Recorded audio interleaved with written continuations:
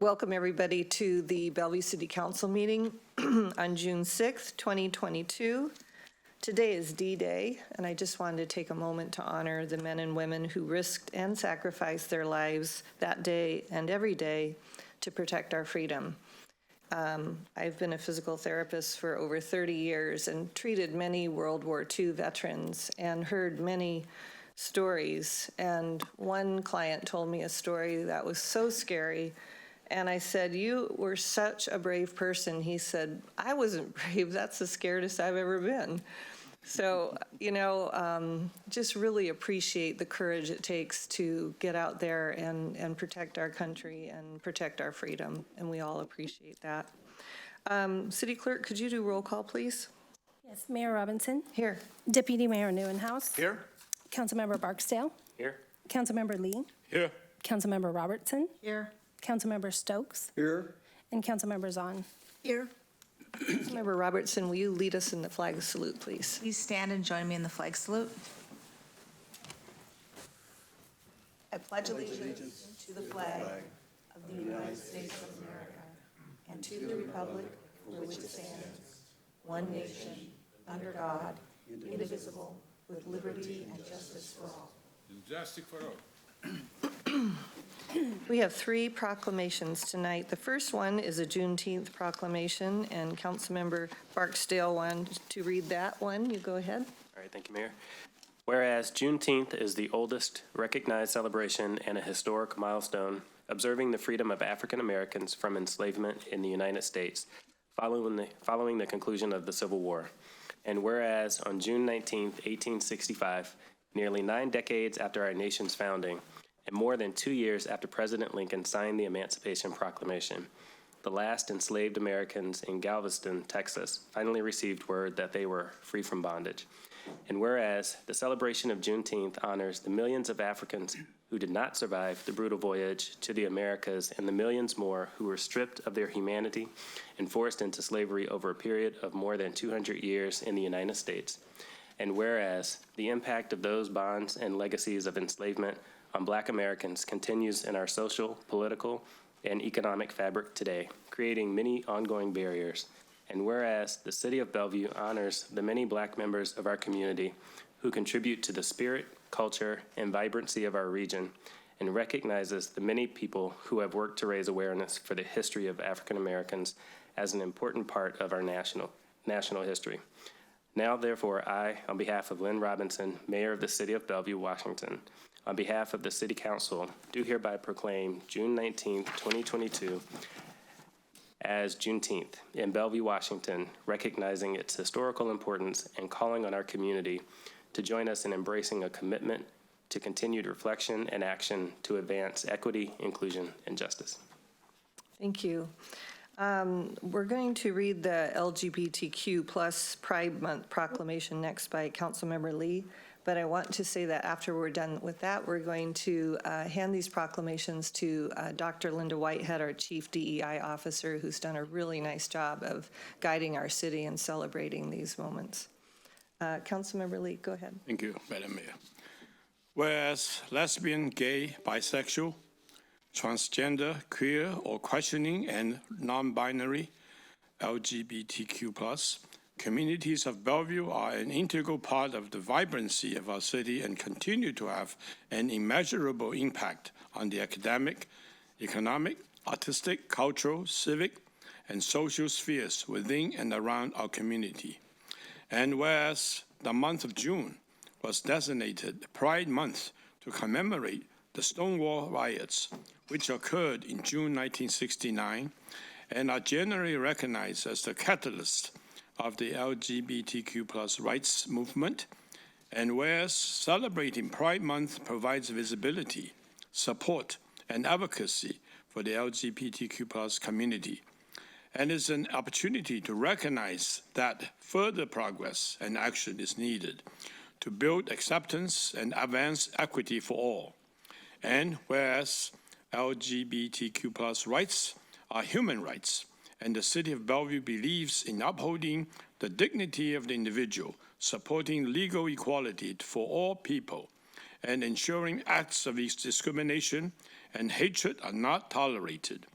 And whereas today's city and community leaders who are involved with in the LGBTQ plus and civic rights movements have played a critical role in continuing efforts toward a more just world. And whereas people who are LGBTQ plus and Black, Indigenous, and people of color are disproportionately impacted by high rates of violence, homelessness, mental health struggles, and isolation, with 1 in 3 transgender adults experiencing homelessness in their lifetime. And whereas in solidarity with the LGBTQ plus community, the City of Bellevue would fly pride flags at many city-owned facilities during the month of June and work with community partners to place pride banners in downtown corridors. Now, therefore, I, on behalf of Lynn Robertson, Mayor of City of Bellevue, Washington, and on behalf of the City Council, do hereby proclaim the month of June 2021 as LGBTQ plus Pride Month in Bellevue, and reaffirm our commitment to standing in solidarity with LGBTQ plus residents against ongoing discrimination and injustice as we celebrate the meaningful, long-lasting impacts of this community to Bellevue's rich and diverse history and culture. Thank you. Thank you. So let's go ahead and we'll give these to Dr. Whitehead and take a picture, and then we'll come back for the elder abuse one.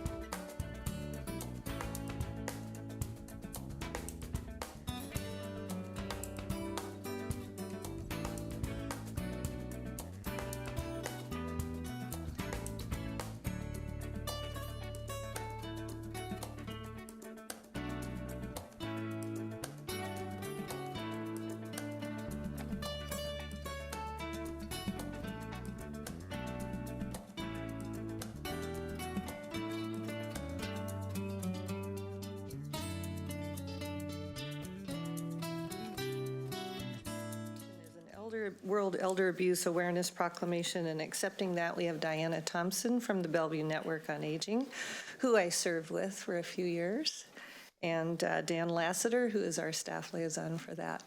Councilmember Zahn, would you read it, please? I was happy to, Mayor. Whereas World Elder Abuse Awareness Day was established in 2006 to encourage public awareness and action against abuse of elder adults, including physical abuse, psychological or verbal abuse, sexual abuse, financial exploitation, and neglect. And whereas Bellevue's older adults are valued members of society, and it is our collective responsibility to ensure they live safely and with dignity. And whereas abuse of older adults is under-identified, under-reported, and crosses all socioeconomic boundaries, a review in the New England Journal of Medicine found that elder abuse affects approximately 10% of older adults. And whereas combating elder abuse will help improve quality of life and allow older adults to continue to live as independently as possible, and whereas Bellevue's older adults should be treated with respect and dignity to enable them to continue to serve as leaders, mentors, volunteers, and important and active members of this community. Now, therefore, I, on behalf of Lynn Robinson, Mayor of the City of Bellevue, Washington, and on behalf of its City Council, do hereby proclaim June 15, 2022 as World Elder Abuse Awareness Day in Bellevue, and urge everyone to commit to building safer communities for our aging residents. Thank you. Thank you. Dianna, I think you had something you wanted to say. Dr. Whitehead, I didn't give you a chance to speak. Did you want to speak as well? I apologize. Okay. Dianna, go ahead.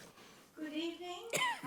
As As stated, my name is Dianna Thompson, and on behalf of the Bellevue Network on Aging, I would like to thank you for your proclamation honoring World Elder Abuse Awareness Day. Janice, it was a really good presentation. Elder abuse describes a range of behavior, including financial exploitation, neglect, personal exploitation, sexual abuse, physical abuse, mental abuse, and self-neglect. Elder abuse is often perpetrated by a known, trusted person, for instance, an adult child, a grandchild, or a spouse. Elder abuse occurs in homes, institutional settings, and within businesses in our community. The multiple signs of elder abuse include unexplainable bruises, change in personality, self-neglect, isolation, missed appointments, verbal aggression, and irrational excuses. Unfortunately, as stated before, elder abuse is still very much underreported. A victim may not report abuse for a number of reasons, including the inability to report, fear of retaliation, concern that that report will send the abuser to jail, or fear that reporting will lead to the placement of the elder adult in a nursing home.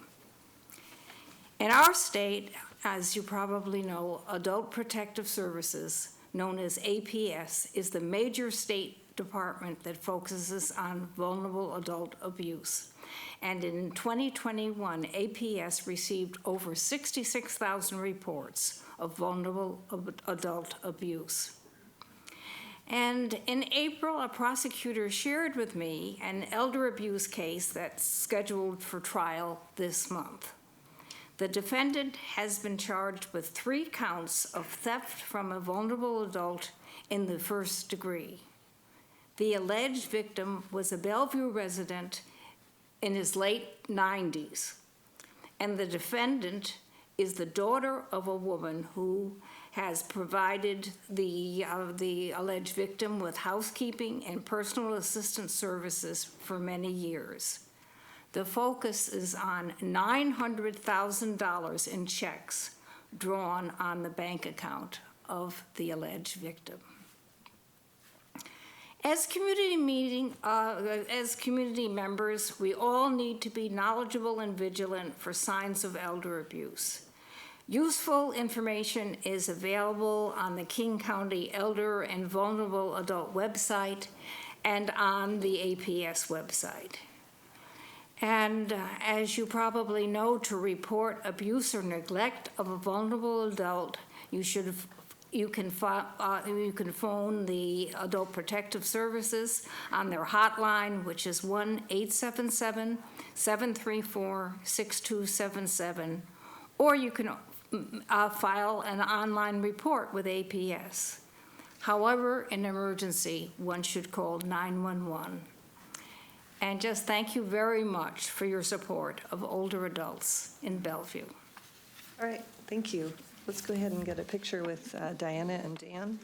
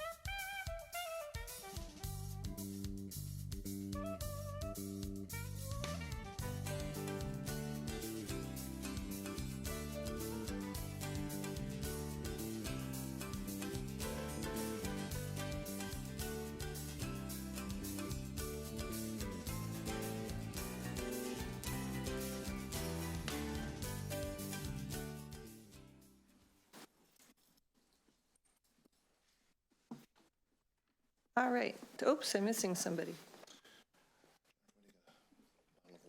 Okay. Well, we have a quorum. So is there a motion? Pardon? I kind of asked her if she wanted to, and she kind of said no across the room. Is there a motion to approve the agenda? I move to approve the agenda. Second. All those in favor say aye. Aye. Any opposed? Okay, we are on to oral communications. City Clerk, do we have anybody signed up tonight? Yes, thank you, Mayor. There are 8 total speakers pre-registered this evening. And I will state ahead of time that there are 5 speakers in support of the landmark tree regulations proposal, so we will only be able to hear from 3 of them. And for the public's information, oral communications is for a period of no more than 30 minutes total. And speakers are allowed up to 3 minutes to speak, and a maximum of 3 persons are permitted to speak to any one side of a particular topic. And with that, I will call our first speaker, who is Heidi Dean, and Ms. Dean is joining us in person.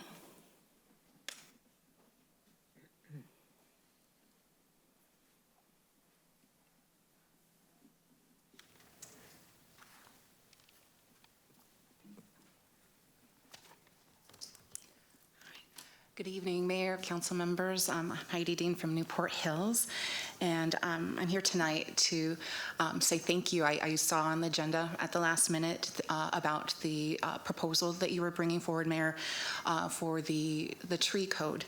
And I wanted to say thank you, and I think it's a good first step, and I hope to see expansion of your proposal as you move forward. Our neighborhoods and green spaces are being denuded one parcel at a time here in Bellevue.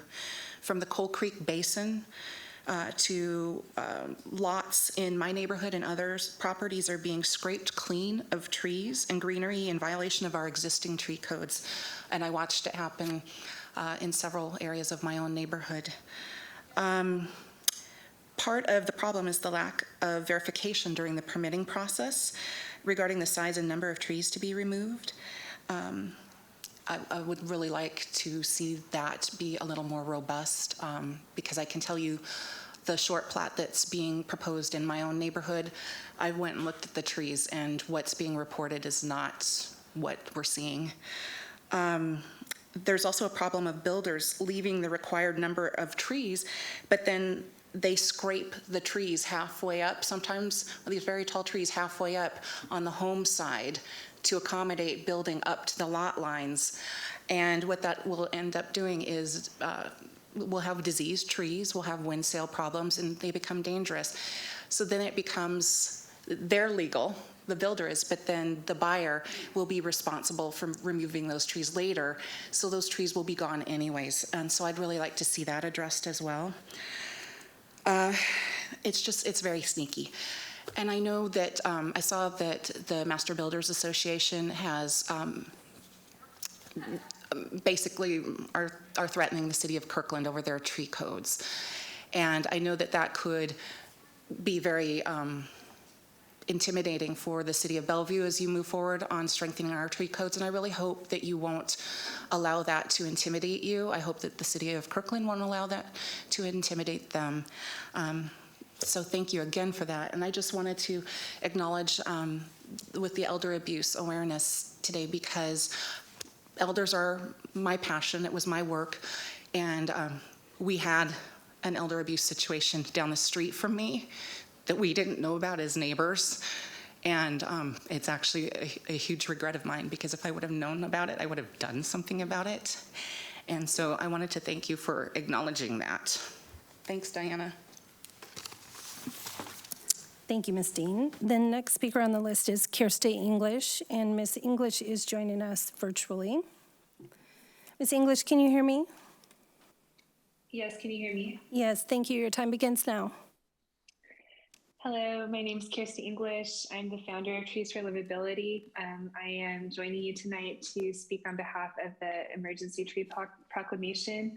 I just wanted to thank the mayor and everyone involved in this for making a good first step in terms of, advocating for safety and defining landmark trees in Bellevue. I think 24 inches is a great diameter size to start with.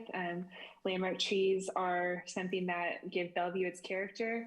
And I'm really glad to see in the write-up as well that you are planning to continue to work toward preservation of trees in Bellevue.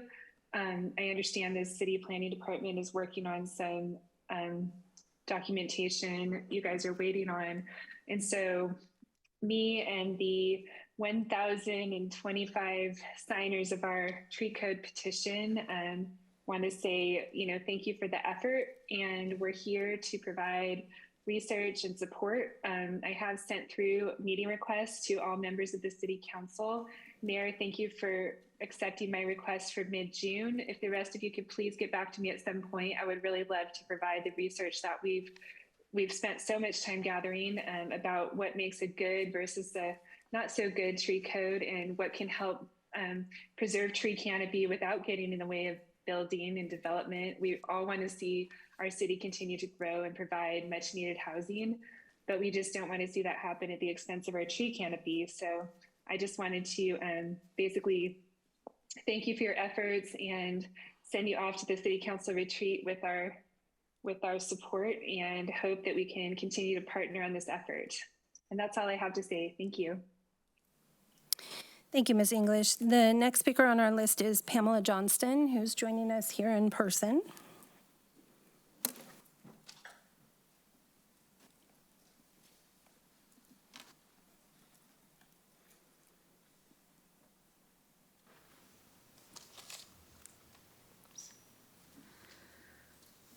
Hello.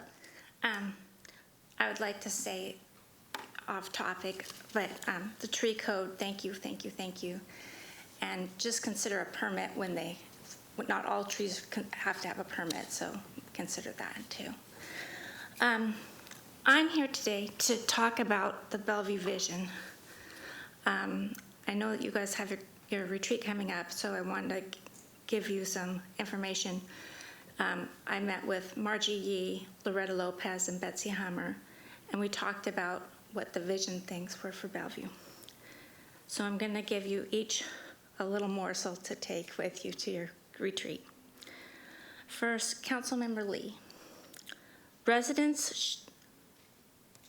Bellevue is where residents share the best of their culture, transforming it into popular culture. Councilmember Barksdale.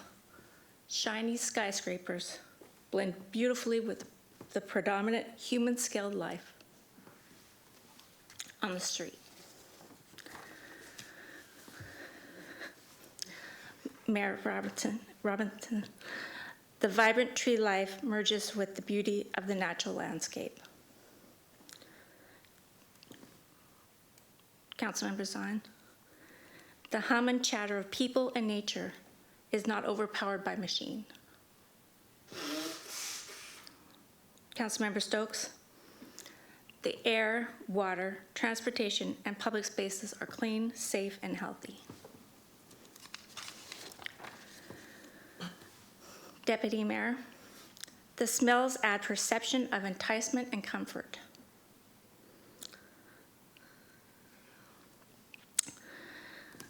And Councilmember Robertson, the flourishing development doesn't overwhelm nature and the neighborhoods. Bellevue is designed for people. And these are some characteristics that we came up with that think about. Councilmember Stokes, safety. Councilmember Zahn, choices. People like choices. They're not going to go to one shopping center. They're going to go to many shopping centers. One of our people said that she goes to 3 grocery stores every week because she needs to get different kinds of foods for different kinds of meals. Mayor Robinson, connected. So we're connected socially, but as well as being connected by walking, riding, and cut-throughs through neighborhoods. And I'm run out of time for that, but they'll send you the slides in mail. Thank you. Thank you, Ms. Johnston. The next speaker on our list is Kate Seinen. I believe Ms. Seinen is here in person. Thank you.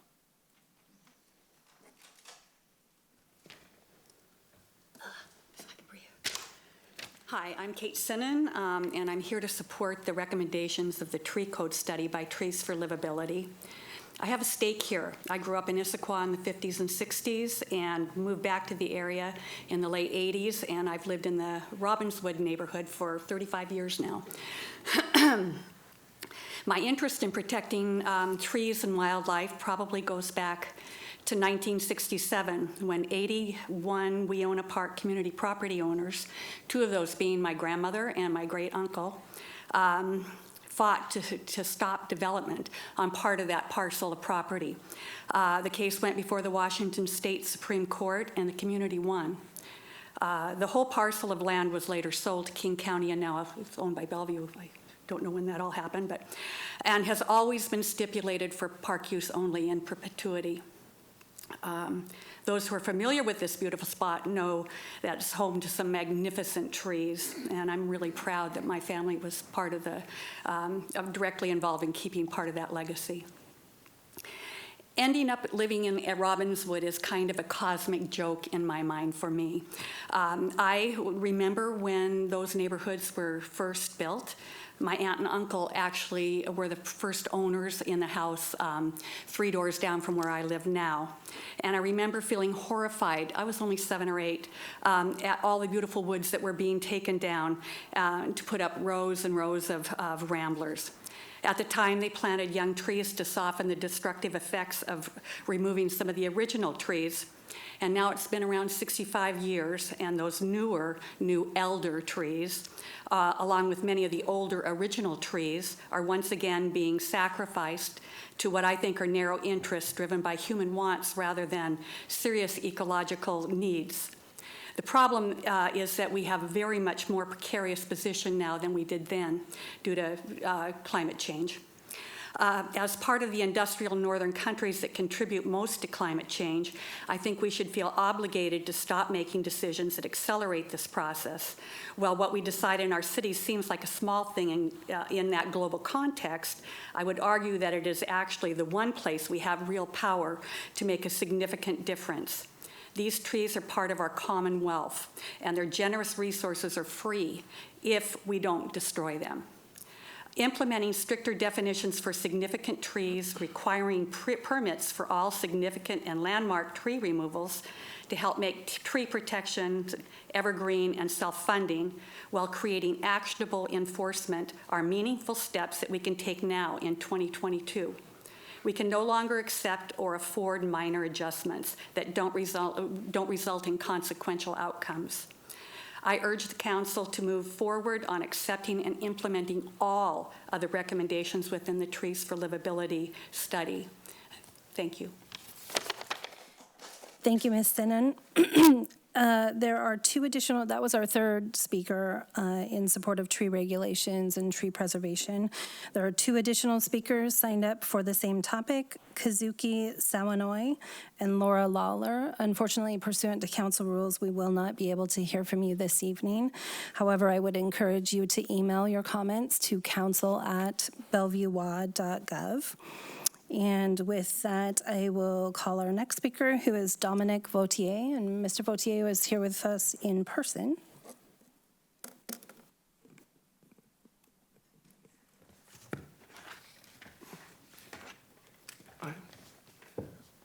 Good evening, Council.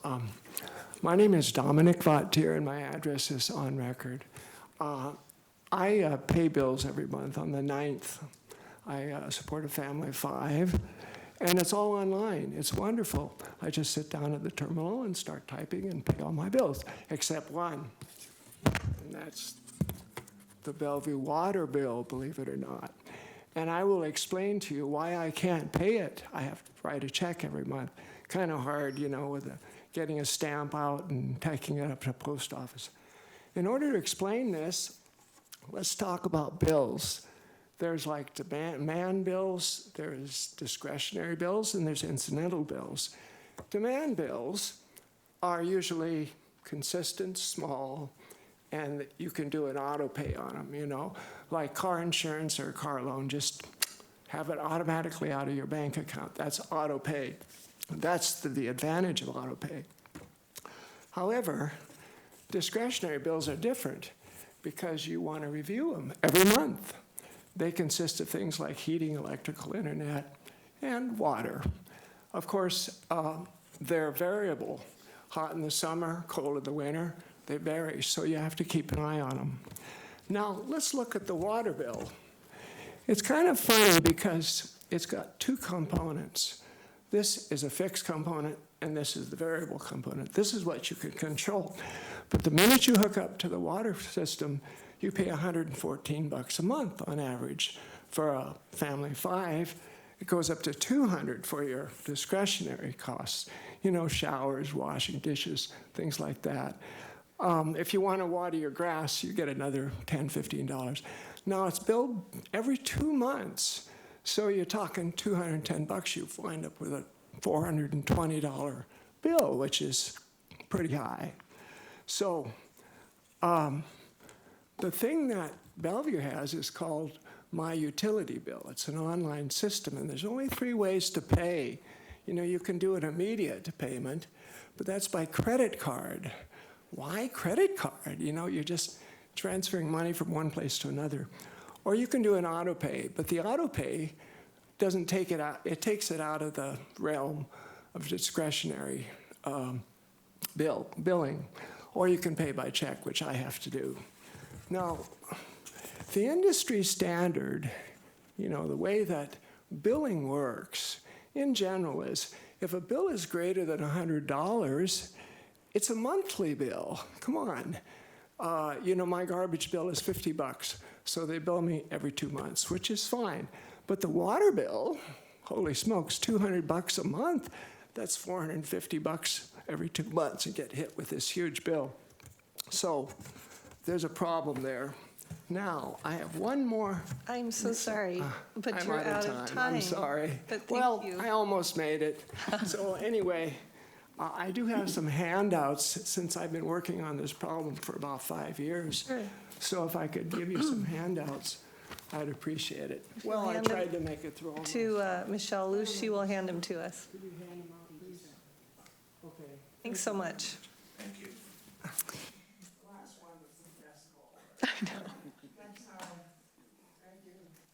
Thank you, Mr. Vautier. The next speaker on the list is Alex Zimmerman.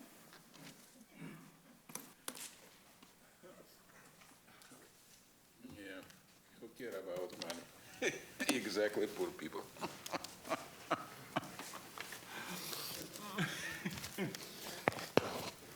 Sie Heil, my dirty damn Nazi fascist mob psychopath. Is exactly what I want to speak about this. My name Alex Zimmerman. Because you give me a chance to speak about everything what is, I think, very important, I want to speak about King Country Council. Because King Country Council make a new rules right now. For example, in Bellevue, all present. We can speak to you face to face. It's very important. But King Country Council, this animal, a crooks, but as I never see in my life, because I go to this chamber in King Country for last 15 years, almost every day. They make a trick with new rules and regulation. They hybrid have not 2 points. For example, Toyota hybrid have only 2 points, or gas or electricity. But see, King Country Council make many tricks, you know what it means. So right now you cannot go in public and speak. But they very happy. They sit in TV, you know what it means. We pay them $150,000 for part-time job. Is they staying for 2 years right now? Is it's not enough? They want staying in home forever with this TV what is we have, because they scared about Corona, about catch COVID-19. For example, a couple days ago, 100-old woman, you know what it means, English queen, come without mask. In 200,000 British who stay next her, no one have mask. Guys, I spoke to you for 2 reasons. Reason number 1, because we need to stop in this King Country Council a psychopath, you know what it means, with they freaking stupid, absolutely stupid idea what they have. If they don't give chance, go in public, in council chamber and speak.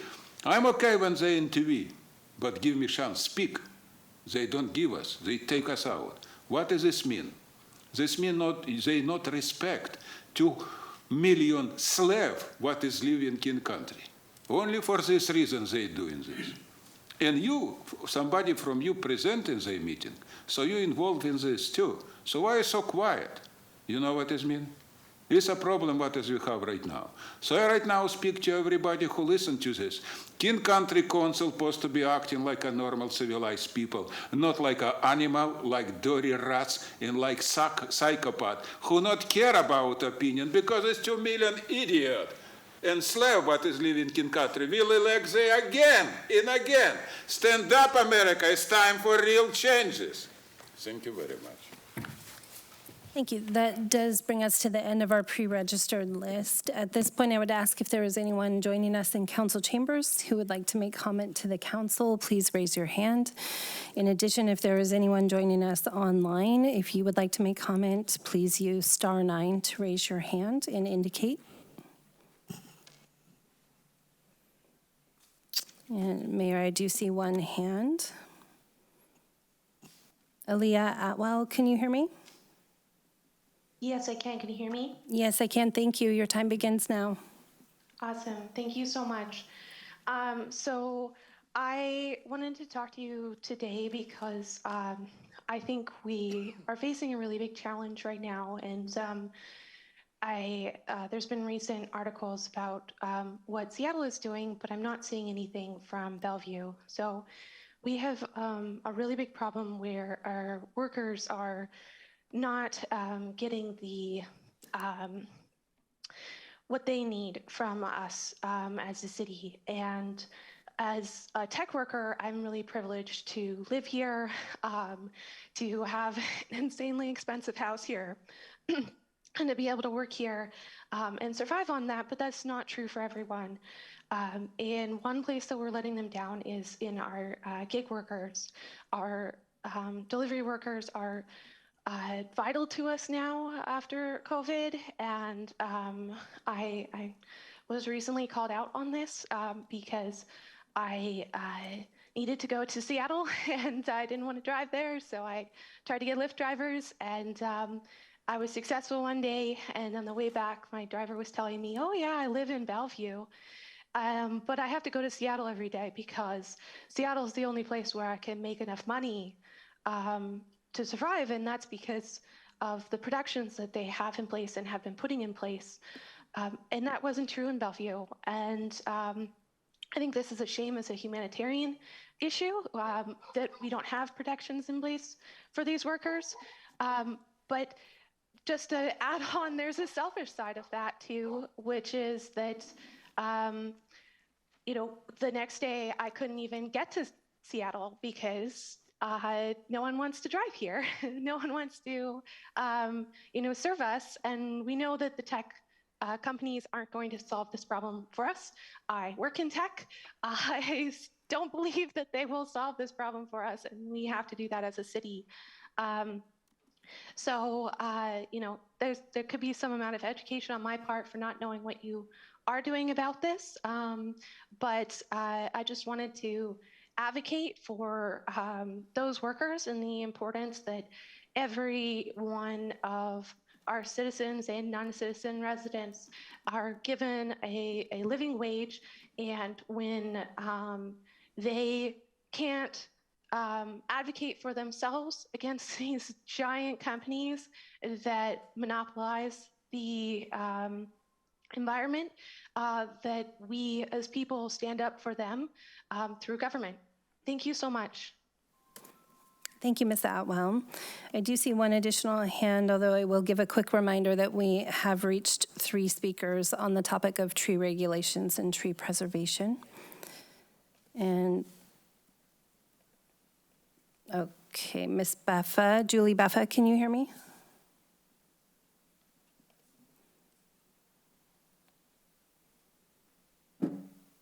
Ms. Baffa, can you hear me? Yes, if you already have enough speakers, I don't want to take any more time, but I would just like to endorse that revision and updating of the Bellevue tree codes that we're hoping the Bellevue Council will give serious consideration to doing in their retreat, and then action after that. That's all I would have to say. Thank you very much. Thank you, Ms. Buffa. Fiona Cofield. Ms. Cofield, can you hear me?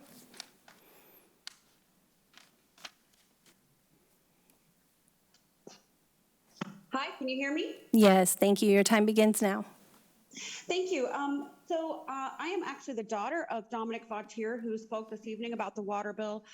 He was not able to finish, and I just wanted to add that my dad is 80 years old. He's been a resident in Bellevue for about 30 plus years, 35 years. And the main ask that he was going to conclude with was that he would like to see a water bill that is more equitable, that is easier for the public to use, and it follows the industry standards. So basically, we're hoping that the council can, that the city can find a way to make whatever changes they need to. Maybe it's a different kind of software so that the people and the citizens of Bellevue are able to pay their water bill once a month using a debit card. My dad, again, he's 80 years old, and he has to make a special trip up to the post office every 2 months to go pay this bill by check. Recently, he actually hurt his knee. And so these things happen as you get older. And I think that the chronically disadvantaged in our community that are often overlooked are the elderly and disabled. And so I think that it would be important to recognize that those people may have more difficulty getting around, and that it would be more equitable to recognize that they also deserve to have a billing system that better meets their needs. You know, $425 for every 2 months is a scary bill. And I think that, people like him who are dutiful about paying their bills are, and who have put down roots here, I think they deserve a few more options. So that's all I wanted to say. I just wanted to add, because he wasn't able to finish his time, although he is very organized and he got all of his handouts together, and he got all of his signs made, and that was his ask. So we're not just complaining, we are offering potentially a solution that could meet the city's needs and be a win-win, because the city would get their money sooner and it would be more equitable for all the citizens who are paying their water bill in Bellevue. And that's all I have to say. Thank you so much for your time. Thank you, Ms. Cofield. I do not see any additional hands, Mayor. That would close oral communications. Okay, thank you. I would like to ask the city manager if he could provide to the council some kind of response from utilities on the water billing system and any options there might be in response to the we could take a look at that, Mayor. Public comment, and also maybe our Economic Development Department could give us an update on the gig economy in Bellevue and with the impacts on the gig workers. Thank you. Okay. Next up, Mr. Miyake, I think you have some good news for us. Yes, good evening, Mayor and council members. I have one item to report under the city manager's report this evening, and in fact, it is good news, and it is alerting the council and the viewing public of a national award the city's received from the Association of American Public Works Association for the Mountains to Sound Greenway Trail project. And with that, I'm going to turn it over to Andrew Singlakis, Director. Well, thank you very much. City Manager Miyake, Mayor Robinson, Deputy Mayor Neuenhuis, City Council. And I want to reintroduce to you Maher Walea. You probably know him, but he's back now in a new role. He's the new Assistant Director over Capital Projects, the position that was vacated when Ron Keswick retired. And I would like to have him give the good news about our national award for an APWA project. And Maher? Thank you, Andrew. Next slide. Sorry. All right. Thank you, Andrew. Good evening, Mayor, Deputy Mayor, and council members. And I'm very pleased to be here tonight to share some great news with you, as Andrew said. And the news is about our first phase of work on the Mountains to Sound Greenway Trail in Bellevue that has won the 2022 National Transportation Project of the Year Award from the American Public Works Association. That's the APWA.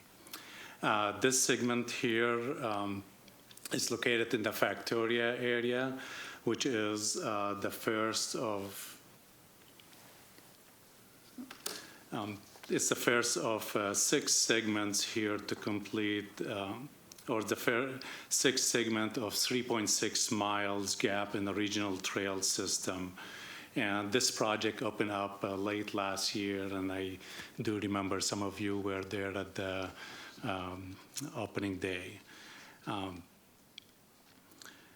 This project is about 3,000 linear feet, features a tunnel under, you can't see really here in the picture, but there's I'll see in the later picture, a tunnel underneath the I-405 ramp, off-ramp to I-90, and also features 2 bridges kind of connected as one, but one over the off-ramp from I-90 to Factoria Boulevard, and the second bridge over Factoria Boulevard itself.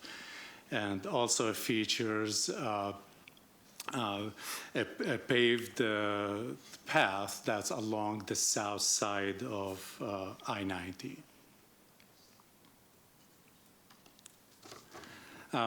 With that, we just want to extend our thanks to staff from multiple departments who worked on this project. And also we want to thank our project manager, Chris Masick, our construction manager, Dale Leiden, and our senior inspector, Kyle Teamy. So that, turn it back to you, Andrew. Yeah, and I just want to thank all of our funding partners that made this possible. The Federal Highway Administration, the Puget Sound Regional Council, and the State Department of Transportation. We really appreciate it. We're really proud of this project, and it was a really nice outcome. So thank you. Congratulations. That is Thank a you. wonderful project. Thank you for presenting. Thank you. Mr. Miyake, are you done with that? That's it for tonight. Okay, great. Thanks, Mayor. Well done. We're going to take a quick break here, come back at 7.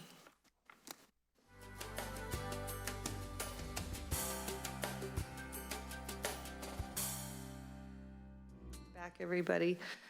Next up, our council business and new initiatives. We have some recommendations for our boards and commissions. We'll start with Councilmember Robertson with her recommendation for appointment to the Planning Commission. Thank you. For the Planning Commission, I offered 8 interviews for the applications, and we interviewed 7, and we had some really excellent candidates. It was very difficult to choose. Louisa Cellular Collade lives downtown. She works for Microsoft. She's involved with Rotary Club. She's involved with the Homeless Services umbrella organization. She also is on some police advisory boards, and she is she's formerly in the news business for CNN. She's lived all over the world. So I think she'll be great. She also lives downtown. We do not have a planning commissioner currently on who lives downtown. So with that introduction, I'd like to propose Louisa Cellular Collade for serving a full term in position number 5, expiring May 31st, 2026. Okay, I heard a second. All those in favor say aye. Aye. Any opposed? Thank you. Welcome, Louisa.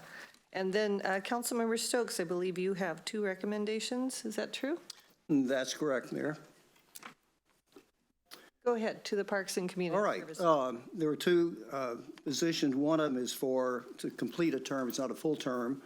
I think it's 3 years instead of the 4.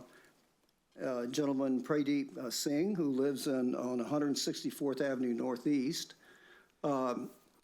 He's an energy, went to school, and he's an has an energy MBA and certified in a number of management areas and service areas.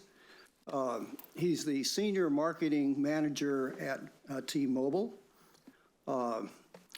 You know, one of the things that was impressive with him was the way he said he wanted to be involved with the city and wanted to give back. And we talked a little bit more about, you know, how he fits in with parks. And of course, as Councilmember Robertson talked about that, that, you know, we had a number of candidates. We had 7 or 8 candidates. We interviewed 6. And it's a hard, you try to match the person up with the other people there and have some very, you know, different approaches, and then you get their individual skills. And what was interesting about him, he's very avidly supporter of parks and open spaces, and he said something that was very interesting, that he supports more green grass in spaces where people can go and communities can go and play. And then he said, life happens in parks. And I thought that's a really good way to put that. He's done a lot of different things in the community. He's a young man, he's a family, and he's a good fit. So I would like to recommend his appointment to the parks for this term. All those in favor say aye. Aye. Any opposed? Aye, also. Welcome, Pradeep. Okay, and then your second one? Or the second one is a young woman, Rowena Klima. She lives on 114th Street, or place in Southeast Bellevue. She graduated from the University of Virginia and a BA in 2010 and majored in environmental thoughts and practices, a minor in urban and environmental planning. She also, in 2021, graduated from the University of Washington Foster School of Business and has an MBA in technology management. And she currently is working with, involved in a digital contract specialist at the University of Washington Contingency College. And she said that, I mean, she has a really interesting approach to, and different approach again, and I think this is important when you're looking at, you have 7 or 8 or 9, 10 people, how do they fit in? And she brings to the Parks Board a new approach. She has a different, you know, kind of approach than we have on the board already, so this is really good.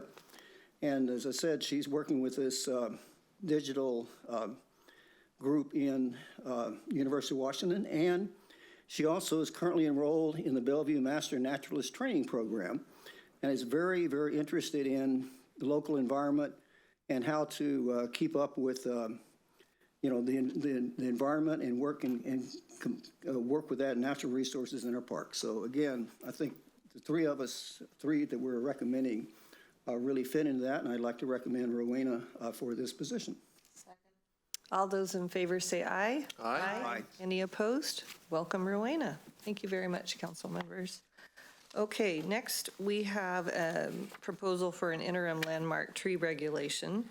And I initiated this, and so I will speak to it, and then I'll have staff give a presentation and we can discuss it. So we are planning to do a complete review of our tree ordinances in the third quarter of this year. But while we wait to do that, we had a significant tree incident in April of this year that was a near miss for a whole family and completely crushed somebody's house. And the possibility of that happening again in our city is just very worrisome. And so I wanted, and the property owner herself said she wanted to keep people and property safe from incompetent and untrained individuals cutting down trees. I thought that was pretty good. So my motivation for proposing this is safety. It's also awareness. People will think twice before they cut down a large tree. It brings the homeowner codes up, trues them up to similar to developer tree requirements. It does not take staff more than 8 hours to do this, and so it will not impact other work in the queue. It's an interim ordinance that we can make permanent later, or we can amend it as we look at our tree codes if we choose to. And also, the other thing I like is it will provide the city with data on how many large trees are actually being taken down in our neighborhoods, because we do not count those right now. So I'm proposing that we would define landmark trees as trees with a diameter of 24 inches or more, and require a clearing and grading permit to remove any landmark tree. Removal would only be allowed by a licensed contractor ensuring workplace safety during removal. So with that, I'll have staff take over. Thank you. Robinson. Good evening, Deputy Mayor Newenhouse and council members. Thank you for having me this evening. So Mayor Robinson did ask us to put together some thoughts around how we could amend the clear and grade code to require permits for the removal of landmark trees that are in this draft designated as 24 inches in diameter or more. The tree code requirement that we looked at to put this together was Edmonds. They had a similar ordinance, and so we modeled this loosely on what they were doing there. So if directed by council after your conversation, staff would bring back an ordinance that would revise the clear and grade code to require a permit for removal of any tree 24 inches or greater in diameter. There would be a clear and grade permit issued. That permit can only be issued to a licensed contractor or an individual homeowner if they're doing the work themselves. But generally, if you're looking at a tree this large, we would anticipate that it would be a licensed contractor. So this would give us, as the mayor mentioned, a little bit more of that security that we would have professionals removing these trees. And it would also give us an opportunity to document what trees are being removed and get a better idea on the quantity that are being removed from the city. At this time, with no permitting requirements, we don't really have the ability to gauge that. So this would help us as we move into permanent tree regulations, which would be beginning, if you choose, in the third quarter of this year. So with that, I am available for any questions that the council may have. So I'm going to add one more thing. After we thought about doing this, I was a little concerned that if we waited until July, which was the original date to adopt this, that a whole lot of trees could come down very quickly in that period. So I asked staff if we could expedite the implementation of this. And so could you speak to that, please? Yes, thank you, Mayor. We did go back and look at it. We could come back at the next council meeting with an ordinance for your approval, if you so choose, if you direct us to do so. That ordinance would then be in effect 5 days after the date of its passage. Which would be June 21st. June 21st would be the next, yeah. Yeah, okay. Yeah. So the motion would be to, you have it written there, but it would be to bring it back to the council for action on June 21st. So let's go ahead and make a motion, and then we will have questions and discussion. Happy to do so, Mayor. I move to direct staff to prepare an ordinance establishing regulations and permit requirements for landmark trees for an interim period beginning on June 21st. Second. To be brought back. To be brought back on June 21st. Yeah. Thank you. Second. Okay, second. So comments and questions, Councilmember Zahn. Yeah, I just want to clarify, because in the packet it says that the clearing and grading permit would have to be picked up by a licensed contractor. Yes. But just now you mentioned, or the homeowner if they wanted to cut down the tree themselves. So I just want to clarify which one it is. All of our construction permits do have the requirement for a licensed contractor. However, in the instance that a homeowner wishes to do their own work, they do have the right to gain the permit themselves if they certify that they're doing the work themselves. So if a homeowner is adding a small addition to their home, they have the ability to do that with their own, if they have their own skills.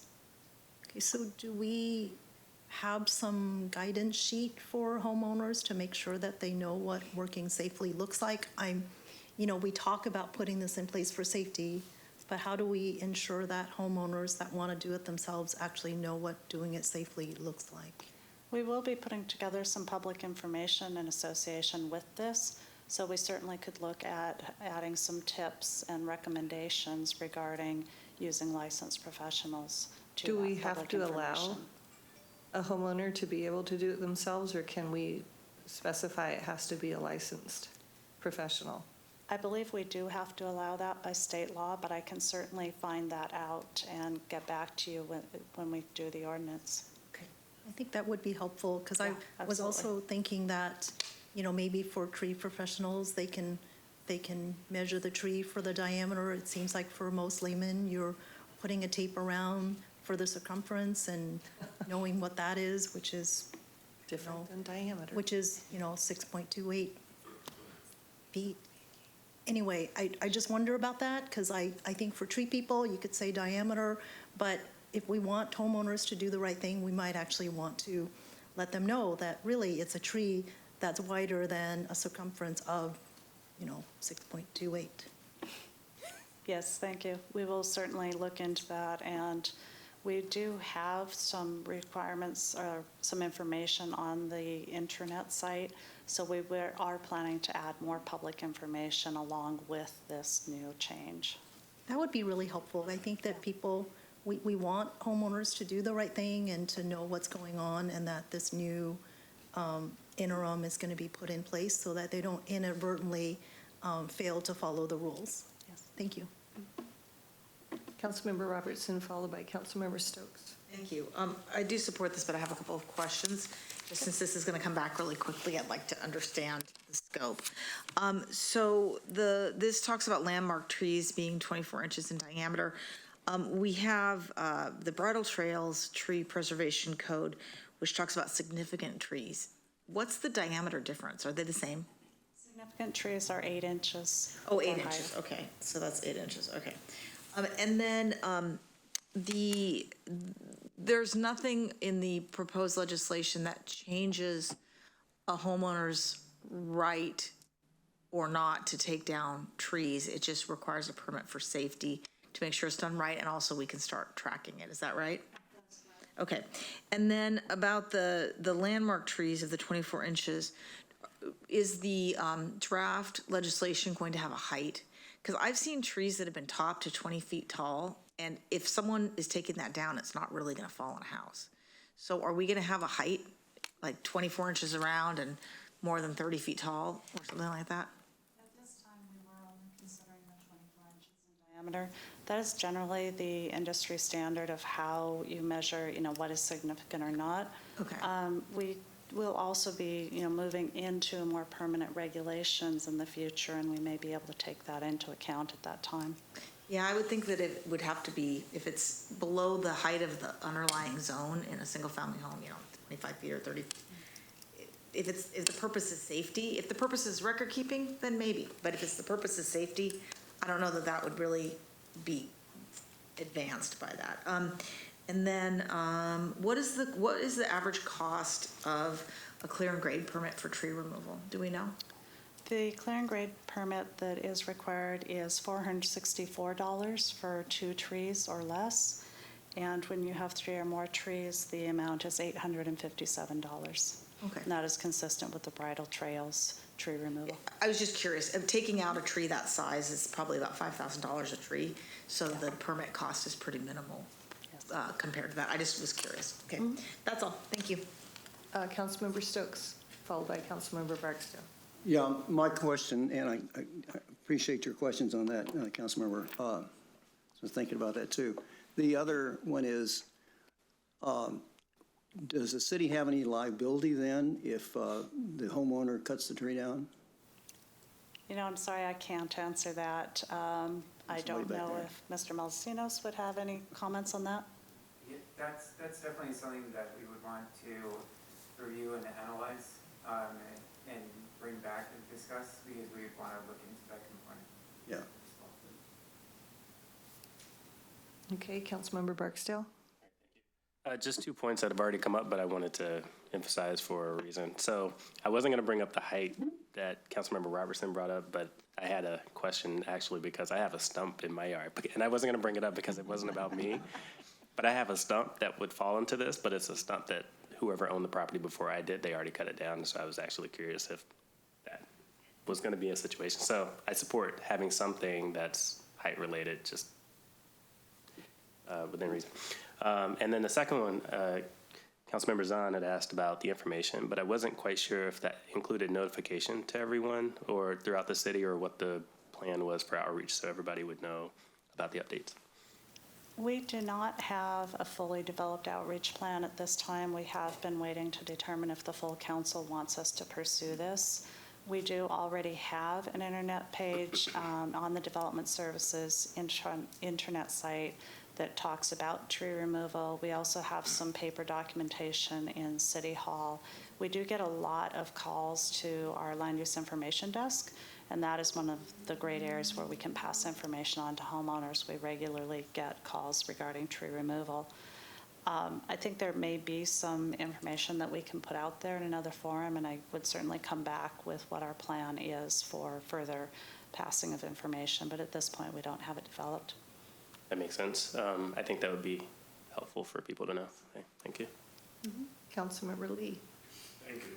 I support this ordinance for all the reasons that have been articulated, especially by the mayor and also by the community, because, for all the good reasons, environmental reasons and safety, as Mayor mentioned, especially the interim. I would call this interim. I would like to phrase it that way, ordinance, because I believe that this conversation we've heard just briefly, when this is brought up, it shows that there's a lot of questions that need to be answered. There needs to be some more information that will further flush it out. Many of you probably were not on the council. Most of you, probably none of you. Tree ordinance has been discussed many years ago. It's a very, very controversial issue. And as a result, the decision was made at that time that we have to respect each neighborhood's characteristics and characters. That's why Vital Trails has a set of tree requirements, and Somerset has a different set of, requirements possibly. And I think that's worked very well. And however, I think it makes sense that we need to make the change, but to make change, assure that we do listen to people, understand community input regarding their neighborhood characteristics, which Bellevue values neighborhood, right? We are different neighborhoods. So I think all the questions that's presented makes a lot of sense. There may be others that may not have been articulated. That's why I think this outreach you might want to extend a little bit further to see, just maybe take a record. That's what we did many years ago when we talk about this tree. What are some of the neighborhoods, some opinions, and what are some considerations? Because it took, I think, more than just 1 or 2 meetings. It's quite drawn out. So specifically, I like the idea of data, because we have a lot of concern, interest in environment. When we do something, sometimes in response to some rush, we may act a little bit hastily. We may miss a few things people have not brought up, to discuss. And so I think it's important to provide that. But so I like that a lot.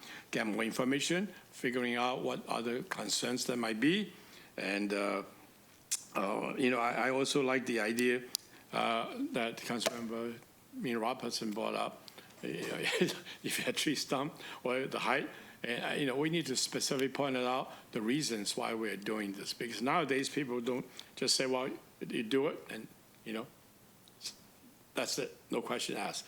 In the future, I think people do ask questions. Why are we going through this? For what purpose? So I think it's important to have that under our belt.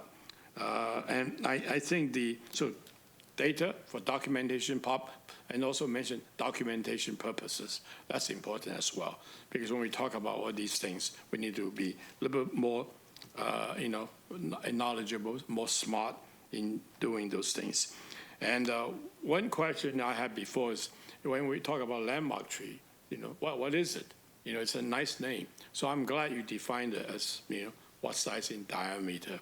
And like was talked about, Bridle Trail's significance as 8-inch. So it's all important to know that, because without that information, number one, people don't understand it.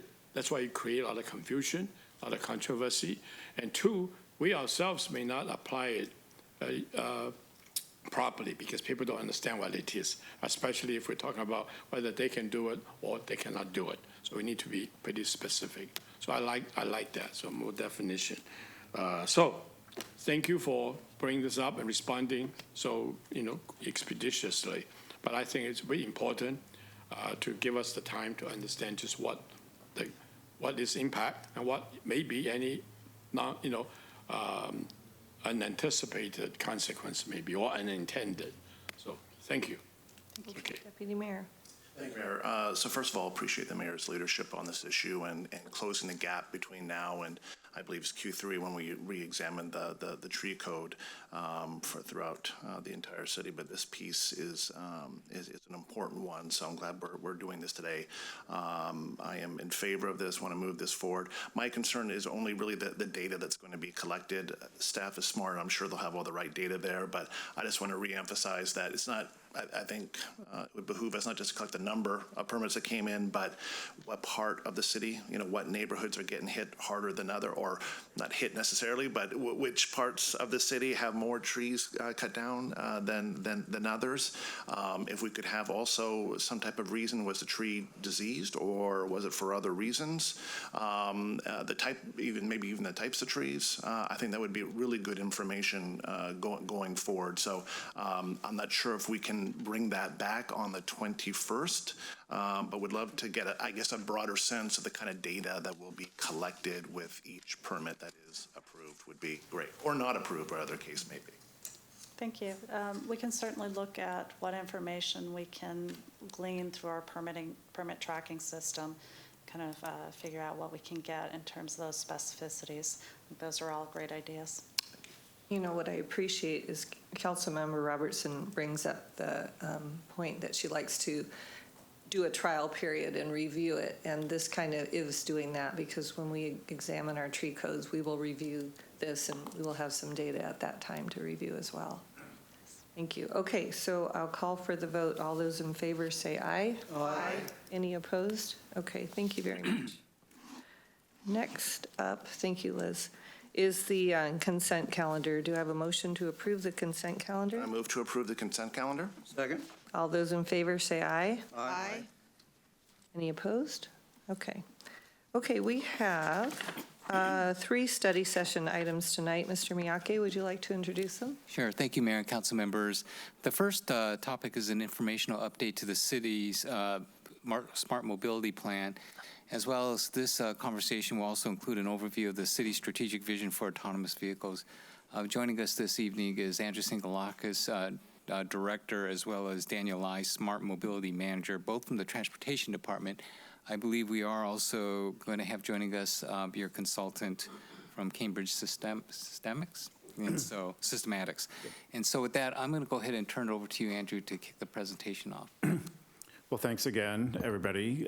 It's good to be here, and really pleased to give you a good update on some of our smart mobility activity efforts. We do have a long history and have gotten quite a few very important things done for the city in the past. And you may be aware of some of that, but it's good to get a recap of it. And then the next thing is an update on where we are at with our autonomous vehicle strategic vision. And tonight it's for information only. You can change the slide. There's no action requested. And I'm pleased to introduce you to Daniel Lai. He is our Smart Mobility Manager who's been working on the Smart Mobility Plan since its inception.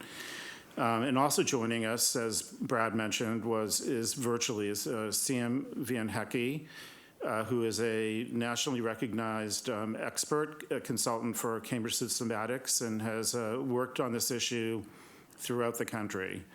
And with that, I'm going to turn it over to Daniel. Thank you, Andrew. Thank you, Mayor, Deputy Mayor, and council members. So the agenda for this evening, we're going to walk through our smart mobility vision and initiatives, the ones that we identified on our 2018 smart mobility plan, highlight some of our recent accomplishments, and then we'll transition about half of our time to discuss our automated vehicle strategic vision project, one of the significant initiatives coming out of our smart mobility plan. And then we'll wrap up with our smart mobility upcoming opportunities as well. Coming out of our 2018 smart mobility plan, our vision was to use innovation and partnerships to deploy emerging technologies that enhance the safety, sustainability, efficiency, and accessibility of Bellevue's transportation system. In the smart mobility plan, we identified 6 initiatives, the first one being our traffic management initiative. Then we have real-time traveler information, data management, electric vehicles, autonomous and connected vehicles, and shared mobility. In 2020 and 2021, we implemented on the top right here our real-time, on-demand shared mobility service in the East Gate or East Bellevue area, really filling a gap for transit service during the height of the COVID pandemic. And then on the bottom right, we also launched our revamp of our traffic map on our website, providing live video to the public, more visibility into traffic conditions. More recently, these are some of our notable accomplishments as well. In 2016, we reached 100% adaptive signal controls in the city, really been an instrumental tool for us to move people and goods safely in the city. It's allowed us to also reach 100% high-speed network connectivity across the city with fiber. And that's really allowed us to really engage with the private sector, deploy new cameras, make those cameras available and access to our intersections available to our tech partners to do more innovative things like what you see on the bottom right here, which is a new LiDAR deployment for new sensing technology that would enhance safety in Bellevue. So we're piloting this at 2 intersections in downtown right now. Adaptive has also given us capabilities to partner with King County Metro to implement the next generation of transit signal priority that's software-based only, and it wouldn't require hardware anymore. So basically it means we can scale it up to any location in the city without a lot of cost. And then we also, Adaptive also allows us to work with Sound Transit to manage some of the most complex intersections, being our new at-grade LRT crossings, so we can operate these safely and efficiently as well, given all the different mixed modes that will be using these intersections. And then data is very important as well, so we have 2 data initiatives here to highlight. This winter, we plan on launching our new weather response map for winter operations in 2022 and 2023. What you see here is a mock example, the one that we've been developing of our road maintenance map. So the citizens in Bellevue would be able to access this on our webpage and see when roads were last cleared by the different intervals highlighted here. And then on the bottom right, we are relying more and more on data these days to make data-informed decisions.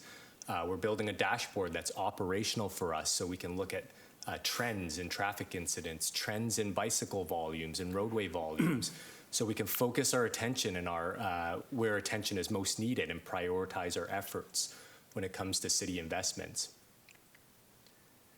So with that, I'll transition over to our strategic vision for automated vehicles. This is a unique project for us. It's a project that we are partnering with City of Seattle, project that City of Bellevue is leading. City of Bellevue learned of this project that we were taking on back in 2021, and seeing that AVs in the future will have won't see any jurisdictional boundaries and will likely cross city lines, wanted to partner up with Bellevue to take advantage of this work that we were doing. As we learned about this work, we hired Sam Van Hecke from our Cambridge Systematics off of our new Mobility On-Call. So why are we doing this work? It's to prepare for automated mobility with a focus on ensuring that the programming, resources, and investments are maximizing our readiness at varying levels of AV deployment, whether it be testing or commercial deployment, and all the different form factors that we may see. How do we plan on doing this?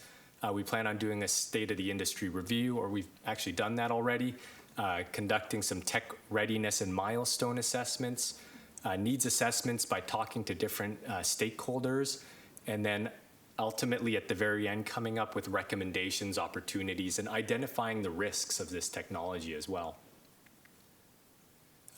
So as we pursued this work, we looked at the regional goals between Bellevue and Seattle, and really we looked to the 2018 Smart Mobility Plan, also City of Seattle's 2017 New Mobility Playbook, and all the great work that's coming from at the state level, coming out of the AV, Autonomous Vehicle Work Group that was formed in 2018.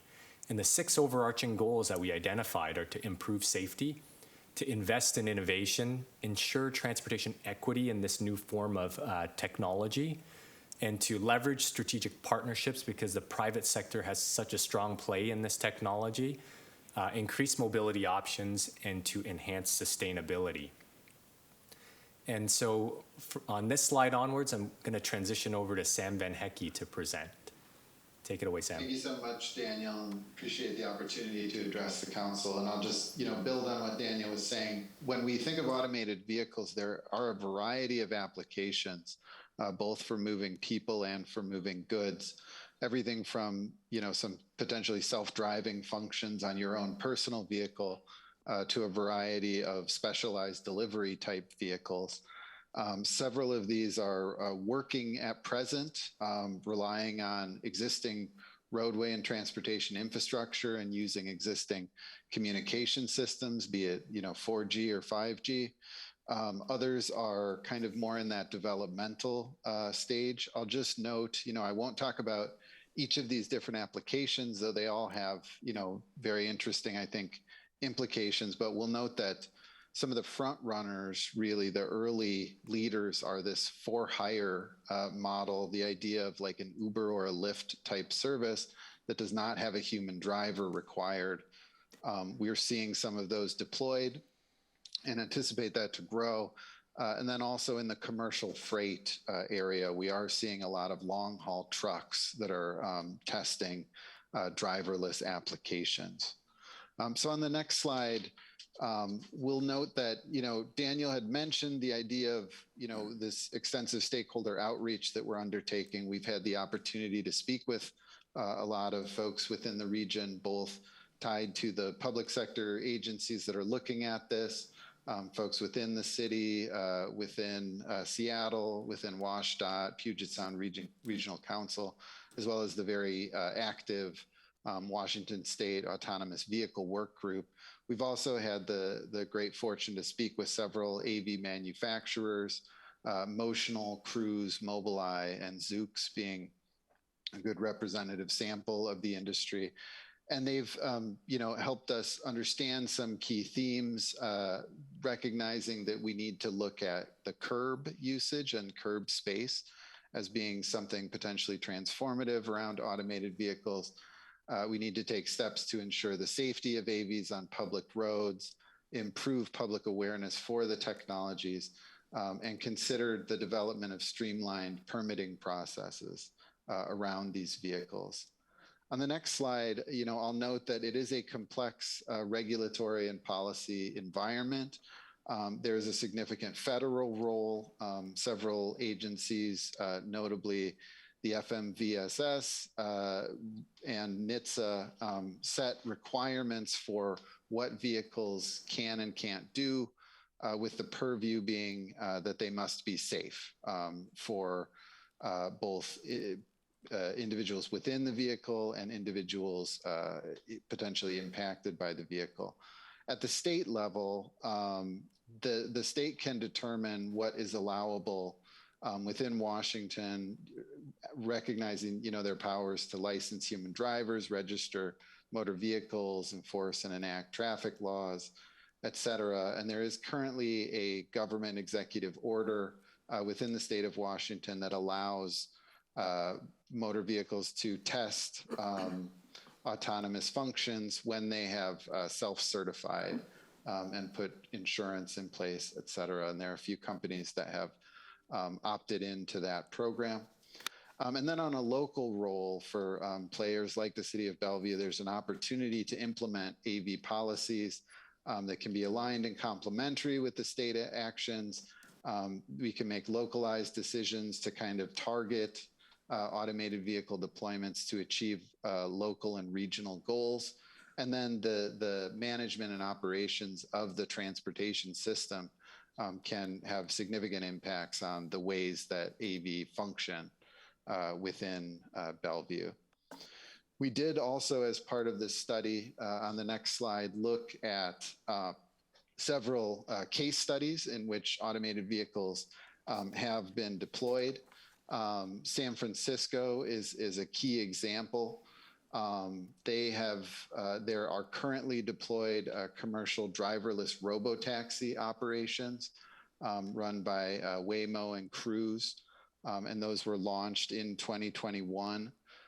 There's also commercial driverless goods delivery by Nuro. San Francisco and California generally is kind of a leader in this, with a lot of the tech development happening around there. And it's probably worth noting that California does have a lot of restrictions and regulations in place, but still sees a lot of testing due to the kind of desirable testing environment and then the presence of the tech companies. You know, one other AV case study we would highlight is Las Vegas, Nevada has been running a low-speed shuttle service to promote mobility for seniors and the disabled. This is a type of deployment that has been tested in different cities around the U.S. Real quickly, we'll hit on a couple of the major milestones in AV technology development. This has been happening for several decades, kind of driven initially by some challenges to see if teams of robotics engineers were able to create self-driving vehicles. And this is something that has matured steadily and drawn a lot of investment and attention and research and development. One thing to note is that in 2018, there was a highly publicized pedestrian fatality in Tempe, Arizona, which kind of slowed testing and made everyone take a closer look at the manner in which AV were being tested. I'll also note that something very close to home, that Zoox announced their intention to test within Seattle in October of 2001.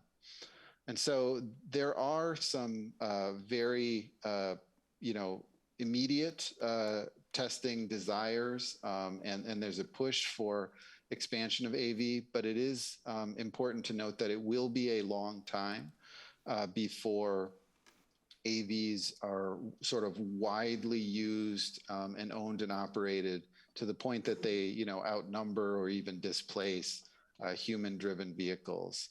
But that is something that may be in our sort of slightly more distant future. And with that, I'll hand it back to Daniel. So the next steps on our project, we've done a lot of the fact finding, the industry scan, and the sort of tech readiness, looking at sort of the fed, state, and local level. The next steps ahead are we're going to develop this roadmap, really identify some good candidate AV regulatory tools that we might feel are good tools for our toolbox. Document the best practices, describe the projected timeframes for the arrival of AVs, given the plethora of different applications that are available. And then we'll identify some local agency actions as well. There's this notion of do something to plan for it or do nothing and see it happen. And, really the results are drastically different given the two. So we want to paint and illustrate how it would manifest if in these two different scenarios and make a recommendation on sort of what approach Bellevue should take. And there's this near, midterm, and long-term aspect to this as well. And then obviously, Sam mentioned the different roles, so we'll have to coordinate closely with all the government levels. And we plan on coming back to council in Q4 of 2022 to provide a comprehensive update of the different recommendations that come out of this work. The final slide for today is upcoming opportunities. There's a lot of excitement around grants and new sort of opportunities for funding. lots of opportunities coming from the US DOT, starting with the Safe Streets and Roads for All grant that's out on the street right now. This is a grant that has an innovation component to it. So we've been working on applying some technology themes to our application there. There's the SMART grant that will be coming out in fall, which is very heavily focused on technology. It has elements of connected, autonomous vehicles, also connected infrastructure, sensor-based technology. So we'll be looking to that grant opportunity as well.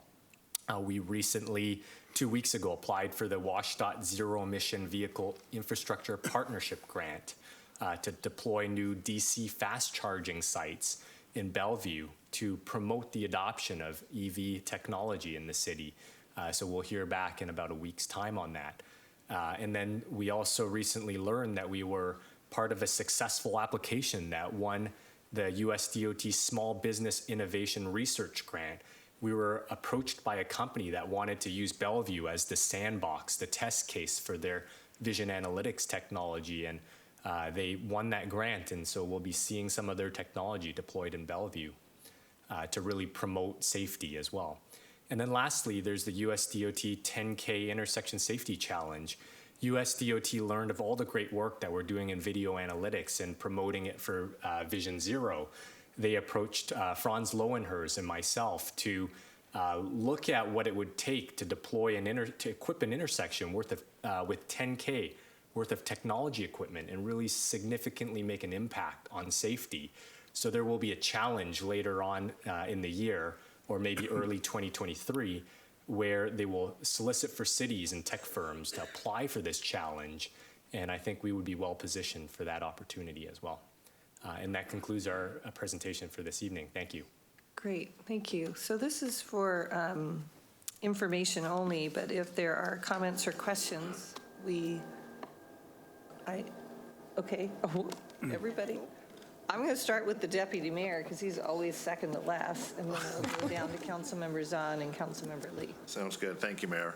First off, great presentation. This is very exciting, and I'm glad we're moving what seems so quickly into this area, because I know there's been a number of people, including myself, that are very passionate about this issue. Not just this, but specifically autonomous vehicles, something that's been talked about in the city of Bellevue by employers, residents, et cetera, for quite some time. And I know that Councilmember Lee, it's been a passion of his as well. We've got work groups here as well. They're very excited about it. So thank you so much for the update and some real specifics here that are really exciting to see where this is going to go. And this is exactly what we should be doing. I mean, Bellevue already is so set up to be a leader in this space. But one thing, though, that kind of struck me looking at the presentation and some of the partners here, I did not see our hometown carrier represented in any of the partners here. So I'm wondering if there's some ongoing conversations, not only with T-Mobile, but maybe with the other carriers that have an interest in this as well. Have you reached out to T-Mobile, or you're shaking your head, so I'm assuming yes. Go ahead. There's a conversation happening with T-Mobile right now. I think we're maybe 1 or 2 days early from announcing it. So, they're trying to figure out some applications around their headquarters and innovation center. So we have a couple more meetings with them, and I think we'll have some more exciting news to share. Okay, fantastic. That's great to hear. And then also, so we talked about the technology readiness and 5G really powering a lot of this. So can you speak to that a little bit in terms of where you think we are right now with 5G and what it's going to take to get there in order to power? Again, this is not just for AV. This goes well beyond AV, but certainly some of the things that we're talking about here, we need, real robust 5G program. Right, and autonomous vehicle can operate off of 4G, so that is something that's been done in other parts of the country. Yep. We are working on a regular basis with all the carriers. I meet with them with Mark Poe. Every twice a month at least, and we're really getting into the point where we're getting into the details of what are some of the roadblocks and things that are stumbling. How do we resolve them together, and how do we move ahead, and how do we hold each other accountable? At some point, you'll be seeing some sort of a dashboard showing the permits and where they are in the process. It's been going well, and I do want to announce that there is one that by AT&T that's actually up right now. It's on the east side of 106th near the transit center. So we're starting to see things move, and I really think that we were at a point in time before where we were all like learning, but I think that working with them directly is something that's been very beneficial, and is we've seen some progress. Okay, good. Well, the faster and the further we can push on that, I think Yep. it would be really important for the city. I know you know It's that. a top Andrew, but- priority. Yep. And then two other questions, and maybe this is for our guest this evening. Was it Sean? Did I have Sam. Sam, sorry. Pilot program, you kind of mentioned what some other cities have been doing, the for-hire example or a low-speed shuttle. What do you see as what would be a good pilot program that would be ongoing here in the city of Bellevue? And what do you think it's going to take for Bellevue to be a leader in this space? Well, I feel like I should perhaps defer to the my employers on this one, but I will say that there's a lot of exciting opportunities. I think what we always urge cities, states, locales that we work with is to always think about what are the goals that you really want to advance, and design pilots that cater to those goals. So I think one of the areas that's always very exciting is anything that can support the transit network. And so like low-speed shuttle deployments is something that's always sort of exciting, and I think manageable with some grant pursuits and other opportunities there. The more for hire type models, they require partnership with private sector providers. Of course, I think Bellevue's extremely well positioned to make those kind of partnerships. So if that's something of interest, I think there's certainly opportunity there that exists in Bellevue that would be a harder road for others to take on. Gotcha. Okay, thank you. Well, I think the employer shuttle makes a lot of sense right out of the gate. So, and especially with the dramatic growth of jobs and employees coming into downtown Bellevue. But then one last question was a question about how to become a leader in this space. So perhaps Sam will defer to one of you unless you wanted to address that. Yeah, I think, we're leading the work in this space right now. I think we're talking to a lot of the AV companies that see sort of our goals-oriented approach. They see that we are not wanting to just deploy tech for the sake of tech. We want to align it with the vision. So, if it's a technology that comes and solves a lot of our problems and challenges, then it's a successful implementation.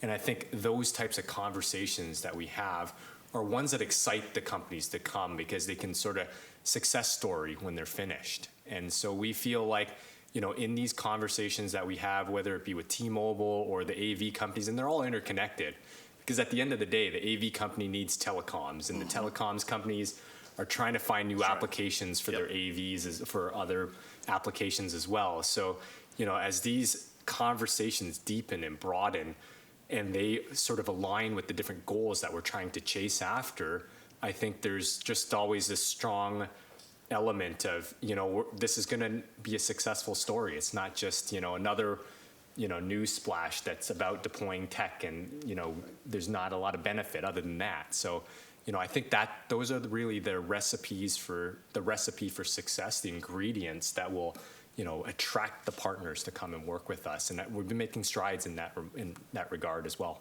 Okay, thank you. Yeah. Councilmember Zahn.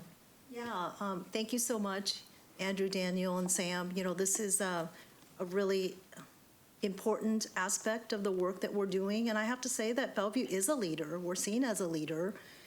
We are, a number of agencies reach out to us and companies because they know that we are innovative and we're willing to try and pilot. And really, when I think about what we're doing here, it's all about safety and mobility, and I'm going to say predictive data for decision making. So as I think about all of the work we're doing, it's about how do we become safer for our community with Vision Zero? How do we make sure that there's mobility for all as we look at launching more into the AV side, and then that predictive decision-making so that before someone thinks about how they're going to travel, they have information at their fingertips. So I think that's just so, so important, and I'm really excited about this work, and also the fact that this isn't something brand new. The reason that we've been able to be so successful is the staff's collective relationships that you've built into this industry over the years, where they trust that when they come to us with funding, that we're going to deliver on the pilots to be able to understand how do we actually look at what kind of outcomes these different strategies have. And so really so proud of your work, right, and what we've been able to accomplish. And then as we, my colleague brought up, as we then leverage the 5G and look at our curb study, right, how do we best leverage our downtown, streamlining our permitting process, being really intentional about our regional goals. And so I was looking at our goals, and it really fits in with the priorities that we've adopted on council around safety, innovation, equity, partnership, mobility, sustainability. I don't see anything here that you missed or left out as a gap, right? All of those elements are there, which means as we test these pilots, we're actually looking at how it meets these goals we have already set on the council to the community. So I love all of that. With that said, I guess here's a couple of questions that I have when I think about the transit signal priority. I love the fact that we don't have to have hardware anymore. Will that also tie into, in addition to first responders, also potentially the school district? Because what I see sometimes is when the school gets out or when schools are getting ready, the streets are just super congested. So if there was a way to have some bus priority, maybe that might be a way to look at our school areas to be a little more safe. So that's one of the questions I have. And then when I think about pilots, I wonder about Visit Bellevue, and they're talking about creating some kind of a shuttle. It's a fixed route. Is that a potential for some kind of mini pilot AV deployment? Because it would be a fixed route, that might be a possibility. And yeah, so I'm just super excited about all these. I can think of all kinds of other ideas. I just love the fact that we are so well positioned for our grant funding. We're being asked to provide presentations at the federal level amongst lots and lots of different organizations about what we're doing. So it's amazing. Thank you. Yeah. Andrew, I'll let you answer the shuttle one, and then I'll go into... Yeah, sure. So right now we're doing an internal work, just taking a look at all the circulators in particular that have been talked about. There have been several studies in the past. We kind of want to synthesize all that together and then figure out what next steps would be and whether or not it fits into the work that Daniel is doing. And with regard to schools, I believe we are doing several things there as well. Yeah, so transit signal priority, it's all predicated on having the technology on the vehicles first and foremost. So with King County Metro, they have a GPS-based system on their vehicles. So we are basically ingesting that data feed through an automated data stream and then basically integrating it into our adaptive signal control algorithms. And then on the emergency vehicle preemption side, again, it all starts at the vehicle level first. So they have either GPS emitters or infrared emitters on the vehicle, and then those sort of interact with our signals again. For the school buses, they don't have the underlying technology in them yet, so they, at the very core, need to be outfitted. So it would be a new partnership with the Bellevue School District to sort of think about that. However, setting that aside, we realize that there is, around the schools, often, there's a lot of traffic around there. So we've identified a couple projects. One is to look at different queue times around the schools, monitoring that over time, maybe using data again, because data is so powerful. So looking at sort of normalized data values and providing that data back to the parents and for the students in the school so they can see, if I came 5 minutes after the peak period, my wait time is 15 minutes less, or more information to share with sort of different students and parents so they can make or sort of influence their own sort of travel decisions ahead of time. So that's currently what we are working on. There's an MOU that we've drafted to work with Bellevue School District on this initiative as well. I think that would be great. I inadvertently got into the Forest Drive on Friday at 3:10 and was on that road for a long, long time. So, Councilmember Lee. Thank you. It's exciting. Bellevue is an amazing city. The things that we've done in technology, ever since I got to the council 28 years ago, we've been talking about technology. And that's why you are so well equipped. You have 100% adaptive signal control for a city. If any city today wants to do something in technology, it's just almost no way. It's going to be too costly. It takes time. It just doesn't happen overnight. So we've been doing all these things, laying down all the foundation. So I'm really glad to see that you guys have, captured this work that's been put in for the last 20-odd years. And it's enabled us, the city of Bellevue, to be able to adopt practical goals and uses for the technology we developed. Not many people can do that, and we can. And so the difference is that, I'm really glad to hear the last discussion, starting with deputy mayors. What are we doing? What are the goals? Mr. Sam, consultant asked, technology is there, but what do we do with it?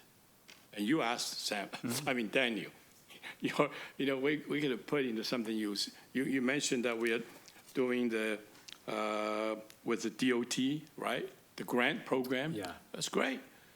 But, we've been spending so much time. The only thing is that there's a disconnect somewhere. You haven't got a real clear goal in your mind, in our mind, the city. I'm talking about the city as a whole. We're developing technology. We've got it. It's never perfect. It could be better. But there's a point that you got to turn technology into something that achieves the goal we're looking for. Mm-hmm. And I think that's where the challenge is. And when you go to DOT or go to anybody, say, we want to work something. It's what?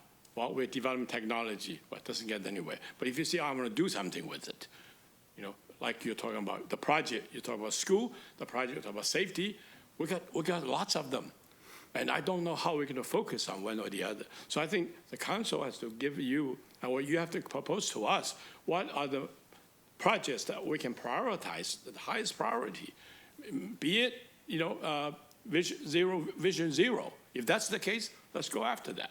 Or, in this case, autonomous vehicle. But to what extent? We've heard that, you mentioned that, the consultant mentioned that, to be a completely autonomous automated vehicle, that's going to be a long time. AV will not be here for a long time. But there are other ways, other means, working with Metro, help the transportation system, mitigate some congestion because it's automated, right? You become more efficient. Working with businesses like Amazon, right?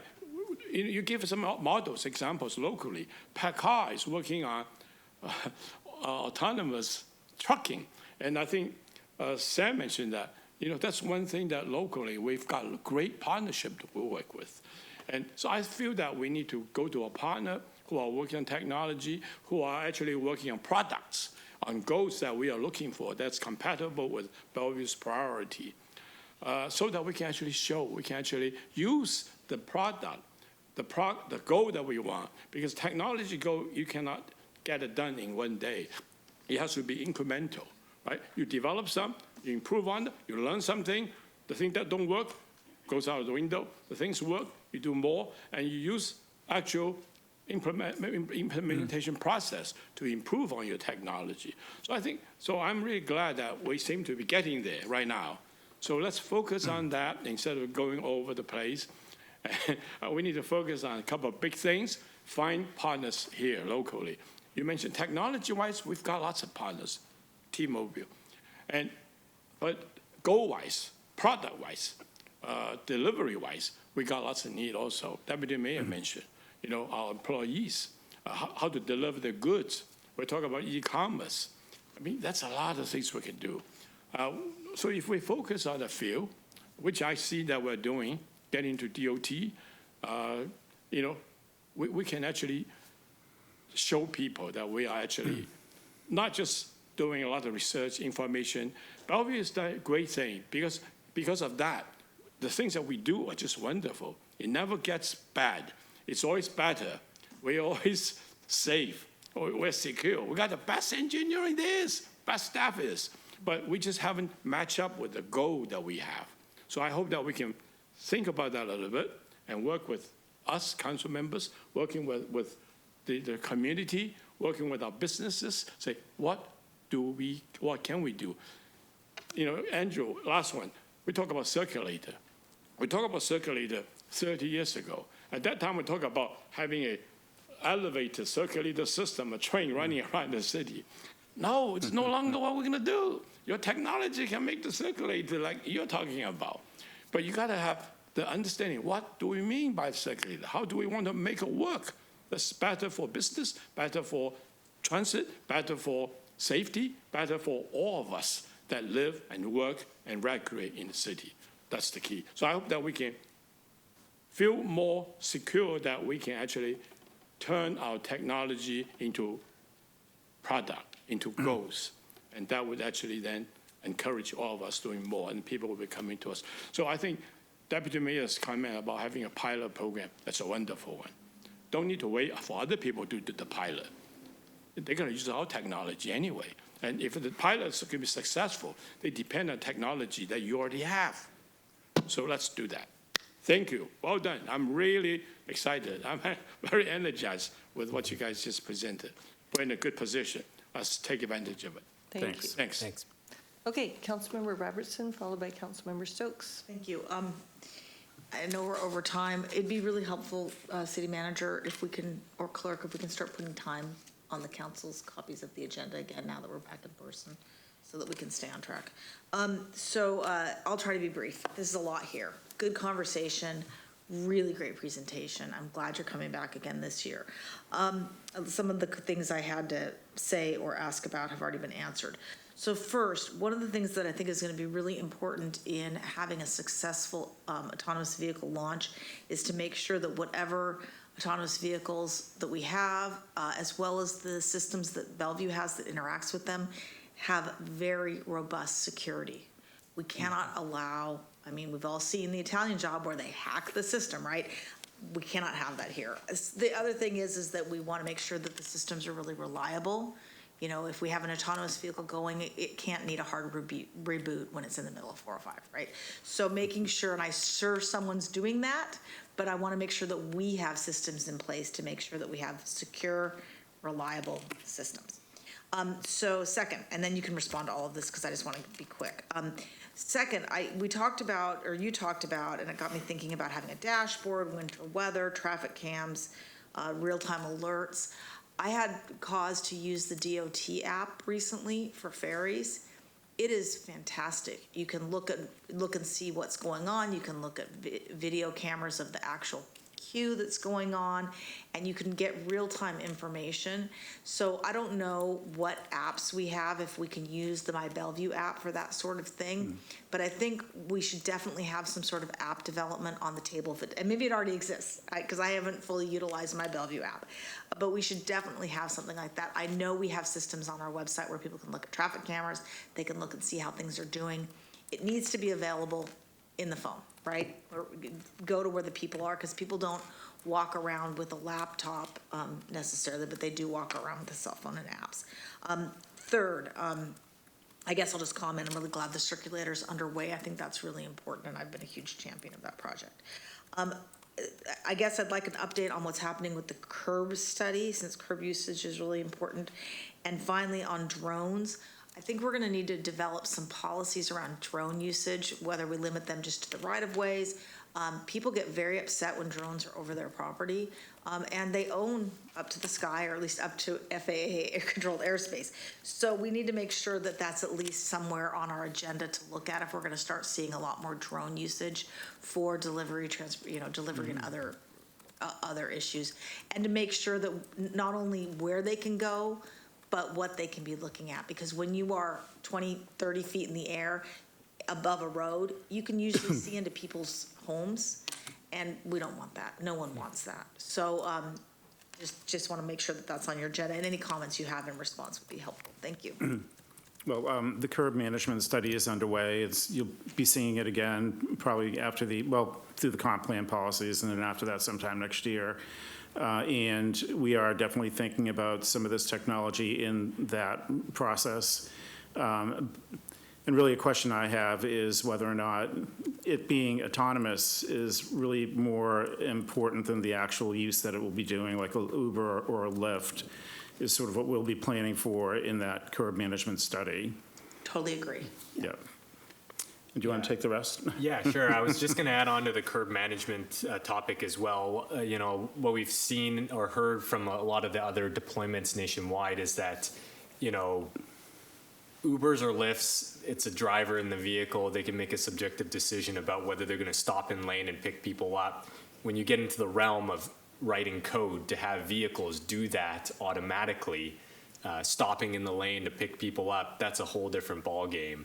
So, there's a lot of thought needed behind that to ensure that, we're providing space and a place for these vehicles to conduct their business and build out their business model. A lot of the vendors that we talk to say, unless you provide us with available curb usage, we don't really know what that is, but it's one spot per X number of feet to do our business, that it's not really it's going to be difficult for us. You will see some of this unwanted behavior. So I think it's something we really need to think about. Be mindful that, the curb space is this is another technology that's going to be vying for the curb as well. So, We probably need more loading zone areas. They're positioning for more loading zone areas in the city. So that's one. I agree with the apps for My Bellevue Bellevue as well. We have, we've integrated our cameras onto the My Bellevue app, but I think there's so much more opportunity there to add more data about, trending tools, all the trending tools that we're building for our internal uses. There's certainly opportunity there to make some of that available to the public as well.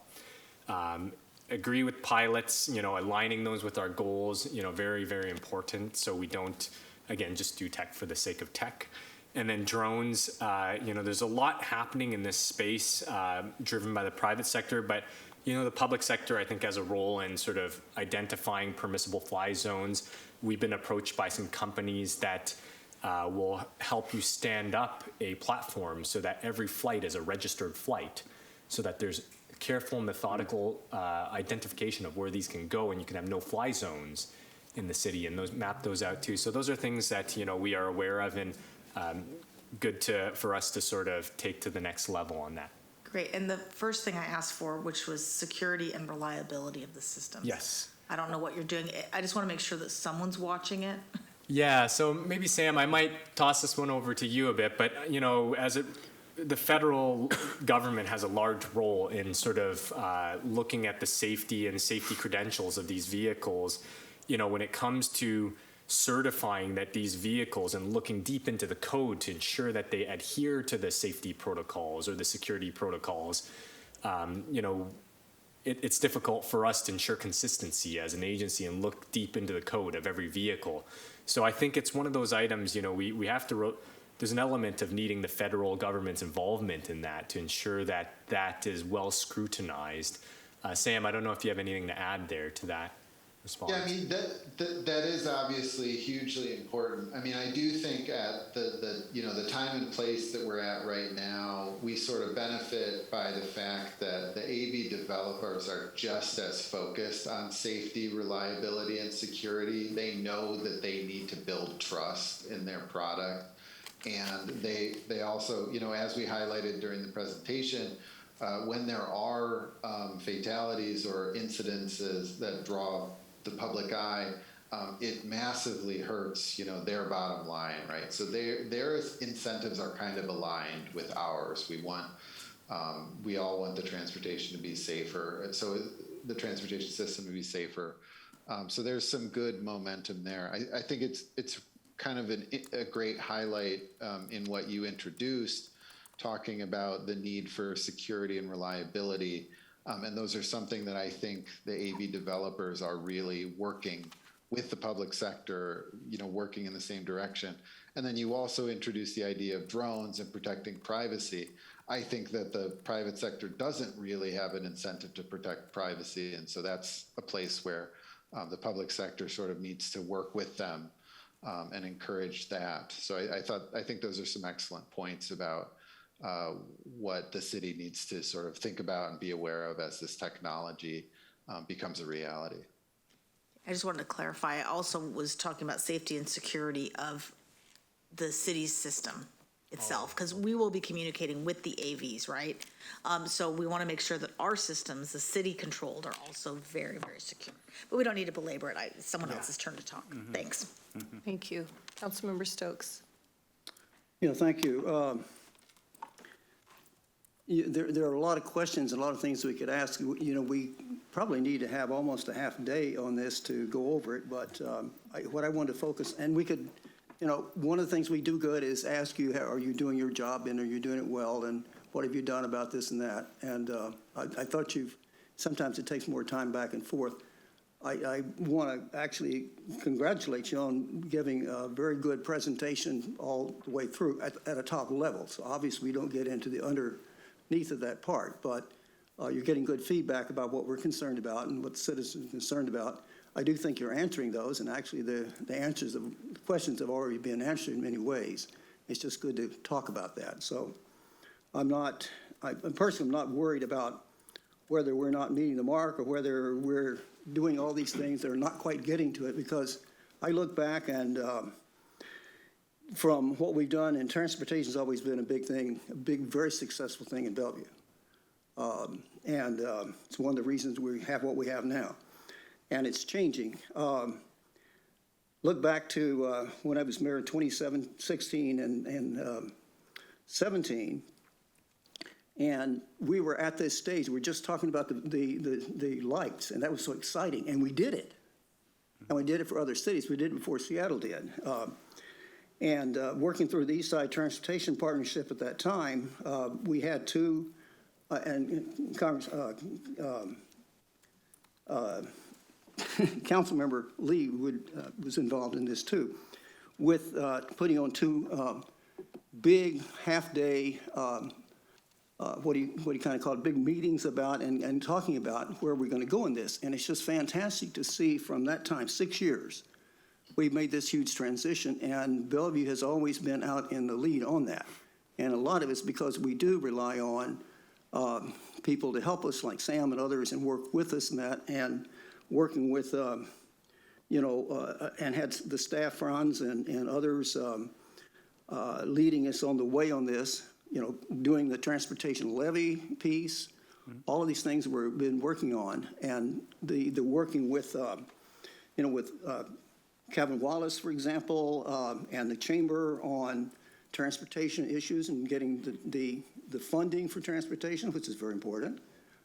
So it's all, coming together, and it's good to hear that you actually are taking the plans we have and putting them in place. And it's always good to be back and forth, kind of double check we're doing this, but I just think it's impressive what you've come up with, and and I would think it would be kind of helpful to have a little more kind of insight for the council about where it's going as we go along on this. That always helps a lot. But I'm very supportive of where you're going on this, and I think we are taking the lead. We are taking the lead in 5G. We've been pushing that for a long time. We've been pushing a lot of technology, and this is a technology center. So we just have to keep that in mind, that we know what we want to do and we can do it. So I really appreciate the comments. And as I say, it's always good to have the back and forth and ask questions, but I think I like to see us focus on, hey, this is really good. Let's keep it going and make it better.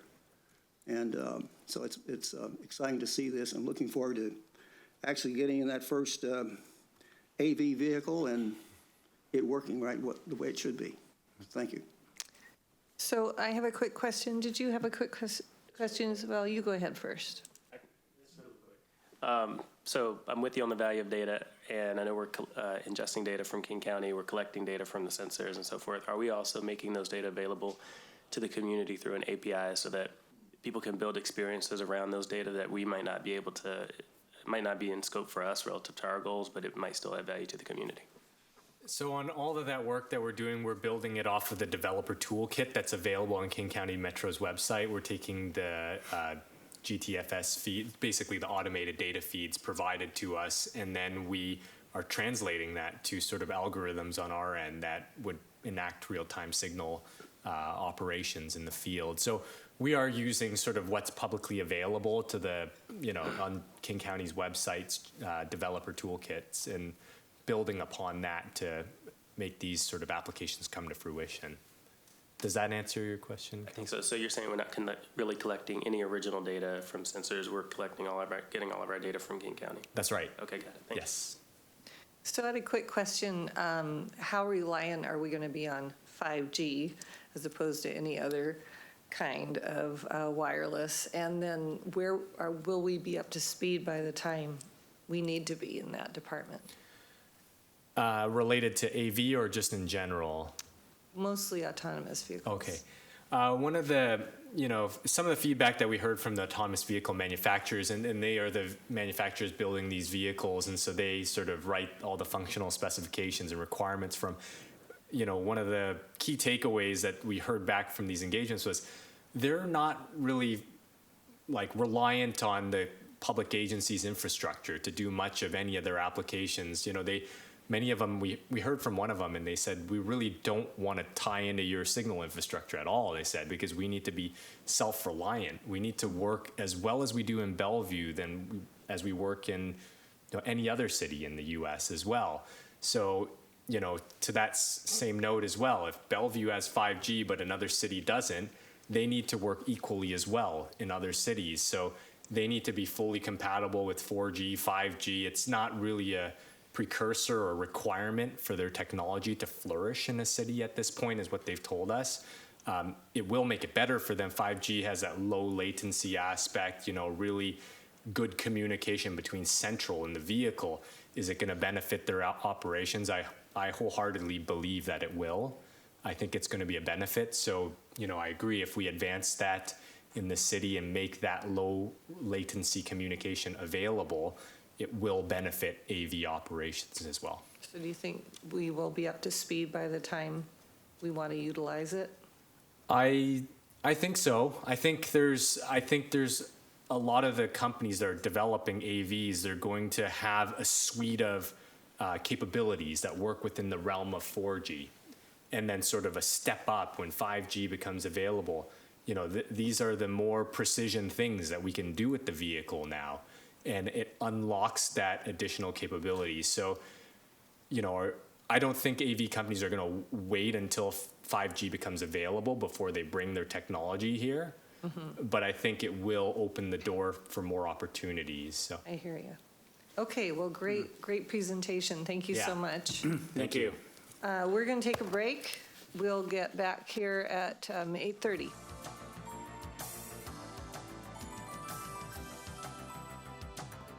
Okay, we are back. Mr. Miyake, we have two more study session items. One's for direction, one's for information only, and I'm going to ask council to probably to please keep their comments to maximum 3 minutes, and Councilmember Barksdale has set the challenge at 1 minute, so show us how. Mr. Miyake, would you like to introduce I'll us? make sure mine are really short then. Yeah. Okay. So this next topic is for direction, and it's with regard to the Parks Long Range Financial Planning. Again, staff is seeking direction on the package of capital project categories to be considered if the council decides to place a potential voter ballot measure for the November 2022 general election. And just by way of background, the option of placing a Parks voter approved levy on this year's general election ballot has been discussed with the council at least 3 times. Tonight, staff will present outreach information that was collected and used to inform the Bellevue Parks Board's recommendation to council on the recent Parks and Open Space Plan, as well as you also hear our recommendations regarding the parks categories and projects that the Park Board is recommending specifically related to the potential parks levy. So joining us this evening is Michael Shiosaki, our Parks Director, as well as Tony Call, the Director of our Finance and Asset Management Department. And they're going to do a tag team. So hand it over to you folks. Good evening, and thank you, City Manager Miyake. Good evening, Mayor Robinson, Deputy Mayor Neuenhuis, and City Council members. I'm Michael Shiosaki, and I'm joined by Tony Call, the Director of Finance and Asset Management. And today, I'll say we bring back a topic that I think is equally sexy to autonomous vehicles, and that is parks long-term financing. So we'll try to make it almost as riveting as that, okay? So just to back up, we are seeking tonight specific direction on the package of capital project categories that could be in a potential parks voter initiative that could go on the ballot this November. So it's on those categories. That's what we're really focused on this evening, and we'll talk about kind of the rest of the decisions that could potentially then be in the future for you. So first, just a quick review of the agenda. I'll provide a little bit of background on how we got to today and the timeline looking forward. The specific council priority that we are following up on tonight, a little review of what we learned in the update of the Parks and Open Space System Plan. Then I'll provide a summary of the Park Board recommendation, and the full recommendation is one of your attachments in your council packet. And then last but not least is the discussion of the capital project categories and then next steps.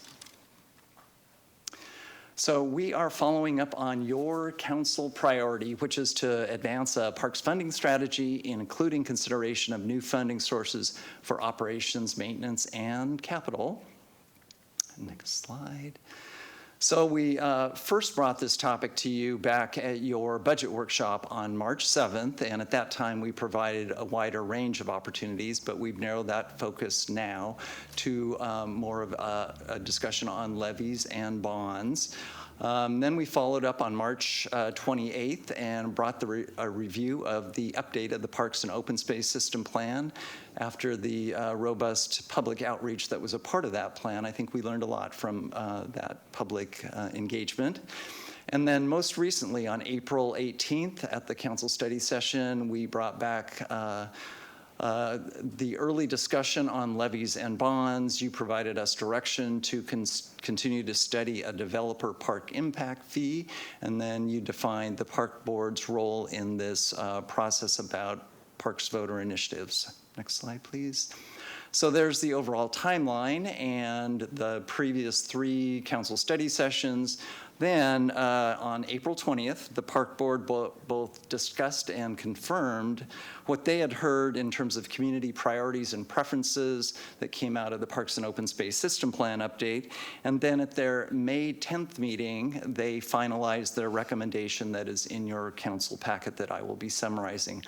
That brings us to tonight's discussion about project categories, and then as we move to looking to the future, we will come back at the end of June, and that discussion will be more focused on a confirmation of what we've talked about tonight about the packages of projects, and then in addition to that, we will talk about the specific mechanisms, meaning bonds or levy and a potential rate. So that's coming up at the end of June, and then in July, we'll look at confirmation on the funding mechanism, and we'll also be bringing draft ballot language for your consideration. So that's in July. And then at the final meeting in July, and this is to meet the August 2nd election filing deadline, we'd be seeking potential action on adoption of an ordinance authorizing the ballot measure for the November election. So that would be by the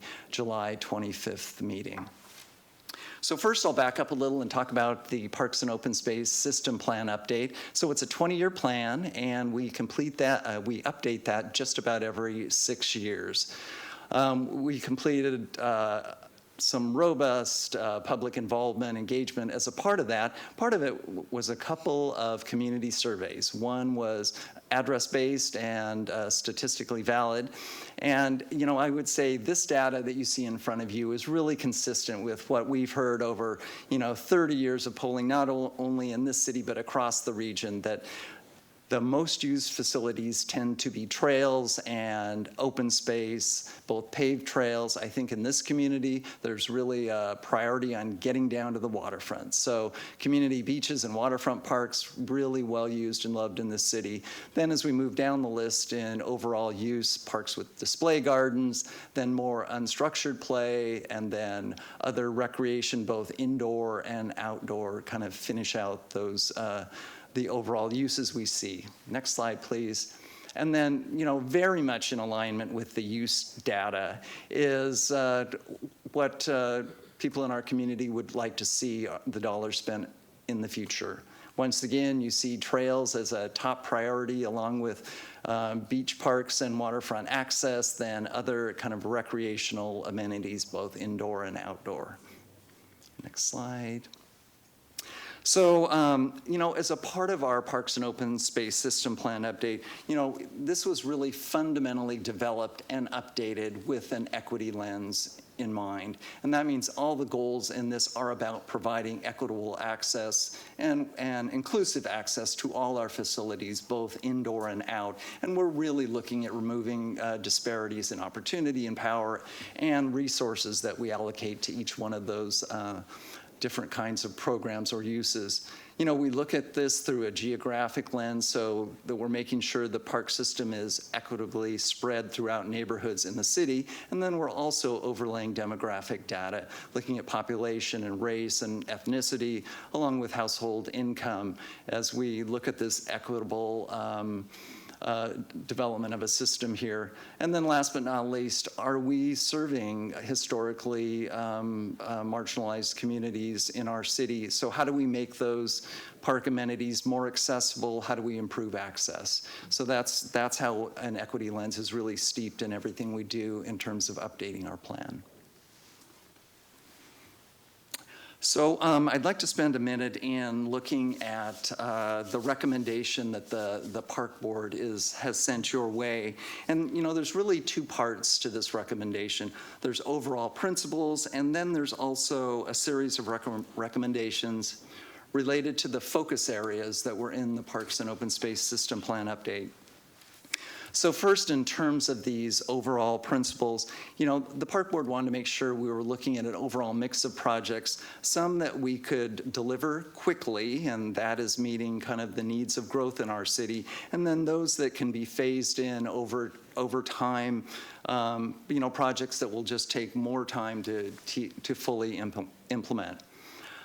Next up, we need to make progress on Bellevue's goal of bringing a park or trail to within easy walking distance of every resident in the city. And that really means by continuing to invest in our trail system and particularly park development in neighborhoods that are poorly served or not served at all. So in addition to that, and these are the Park Board's words, we need to address the impacts of growth by moving with haste to preserve the remaining open space opportunities in our city. And then last but not least on these principles is choosing a funding mechanism that delivers significant funding early on in the process. And that's partly to kickstart leverage opportunities or partnerships, and then truly being able to be opportunistic about property acquisitions that become available.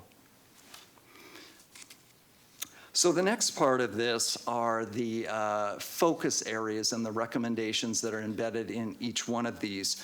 So first, I think you've heard that trails and open space really the #1 priority for the community.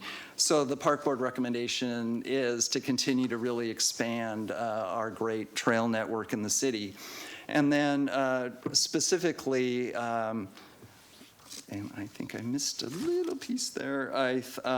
Specifically, although open space is becoming more scarce, we need to continue to acquire all the open space and preserve it that we really can. So then next on urban park systems, there is a need to continue to invest in the fastest growing areas in the city, and that is, as you know, downtown, Belle Red, and Wilburton. And specifically, new investments in parks and trails, serving Wilburton, the commercial area that will support the east end of the Grand Connection and the important East Rail corridor. So for neighborhood parks and community facilities, there need to be new parks and acquired and development in underserved areas of the city. And I think a couple of the examples we bring to you quite often are in Eastgate and in Factoria. And this is, of course, among other areas. And then we need to continue to expand and improve our iconic neighborhood and community parks, recognizing that they play a key role in creating a sense of space in different neighborhoods in our city. Next slide. So for active recreation, the board recommends that we continue to support funding to move forward with that aquatic center in the city. And then we need to be responsive to contemporary needs in our city. And I think you've heard a bit about this, new emerging sports like pickleball and cricket, and of course, add to the city's off-leash dog area network. And last on the list is water access, and the Bellevue community consistently supports more public access to the shorelines here. And as you know, in the city, that right now there's definitely more access on Lake Washington than there is on Lake Sammamish. So we're looking at both continuing phased investment at Maid-Bower Bay Park, and then also building out that park on Lake Sammamish. So those are the recommendations of the park board. And then, so this is really kind of the meat of the discussion, hopefully, tonight. And this is about the project categories. And we've kind of honed this into one single list tonight to talk about these priorities that have really come out of the Parks and Open Space System Plan update. So let me quickly run through the categories that are on the list. First, and this is responsive to the community input on, you need to have a priority on continued open space preservation, buying more greenways and wildlife corridors, and developing trails. So that's the first category. Then continued development of our community parks. An example would be the Bellevue Botanical Garden and developing the next phase in the master plan there. Neighborhood acquisition and development in neighborhoods like Eastgate and Factoria, recreation or community facilities, and examples of this are an aquatic center or a cross-cultural center. Under waterfront restoration and development, examples are Maiden-Bower Bay, Chisholm, Clyde Beach, Newcastle Beach. And then a priority on developing a park system in Belle Red, and then adding to the one in Wilburton. The emerging sports category that I talked about a minute ago, and then the next item is consideration of retiring the 2008 Parks Levy, wrapping it into this. There are only two projects that remain to be implemented out of the 08 levy, and that is Airfield Park and the first phase of the park on Lake Sammamish. And then the last line item is consideration for maintenance and operations funding to operate and maintain new facilities that would be created out of this next voter initiative. So that's a quick rundown on the potential categories. Next slide, please.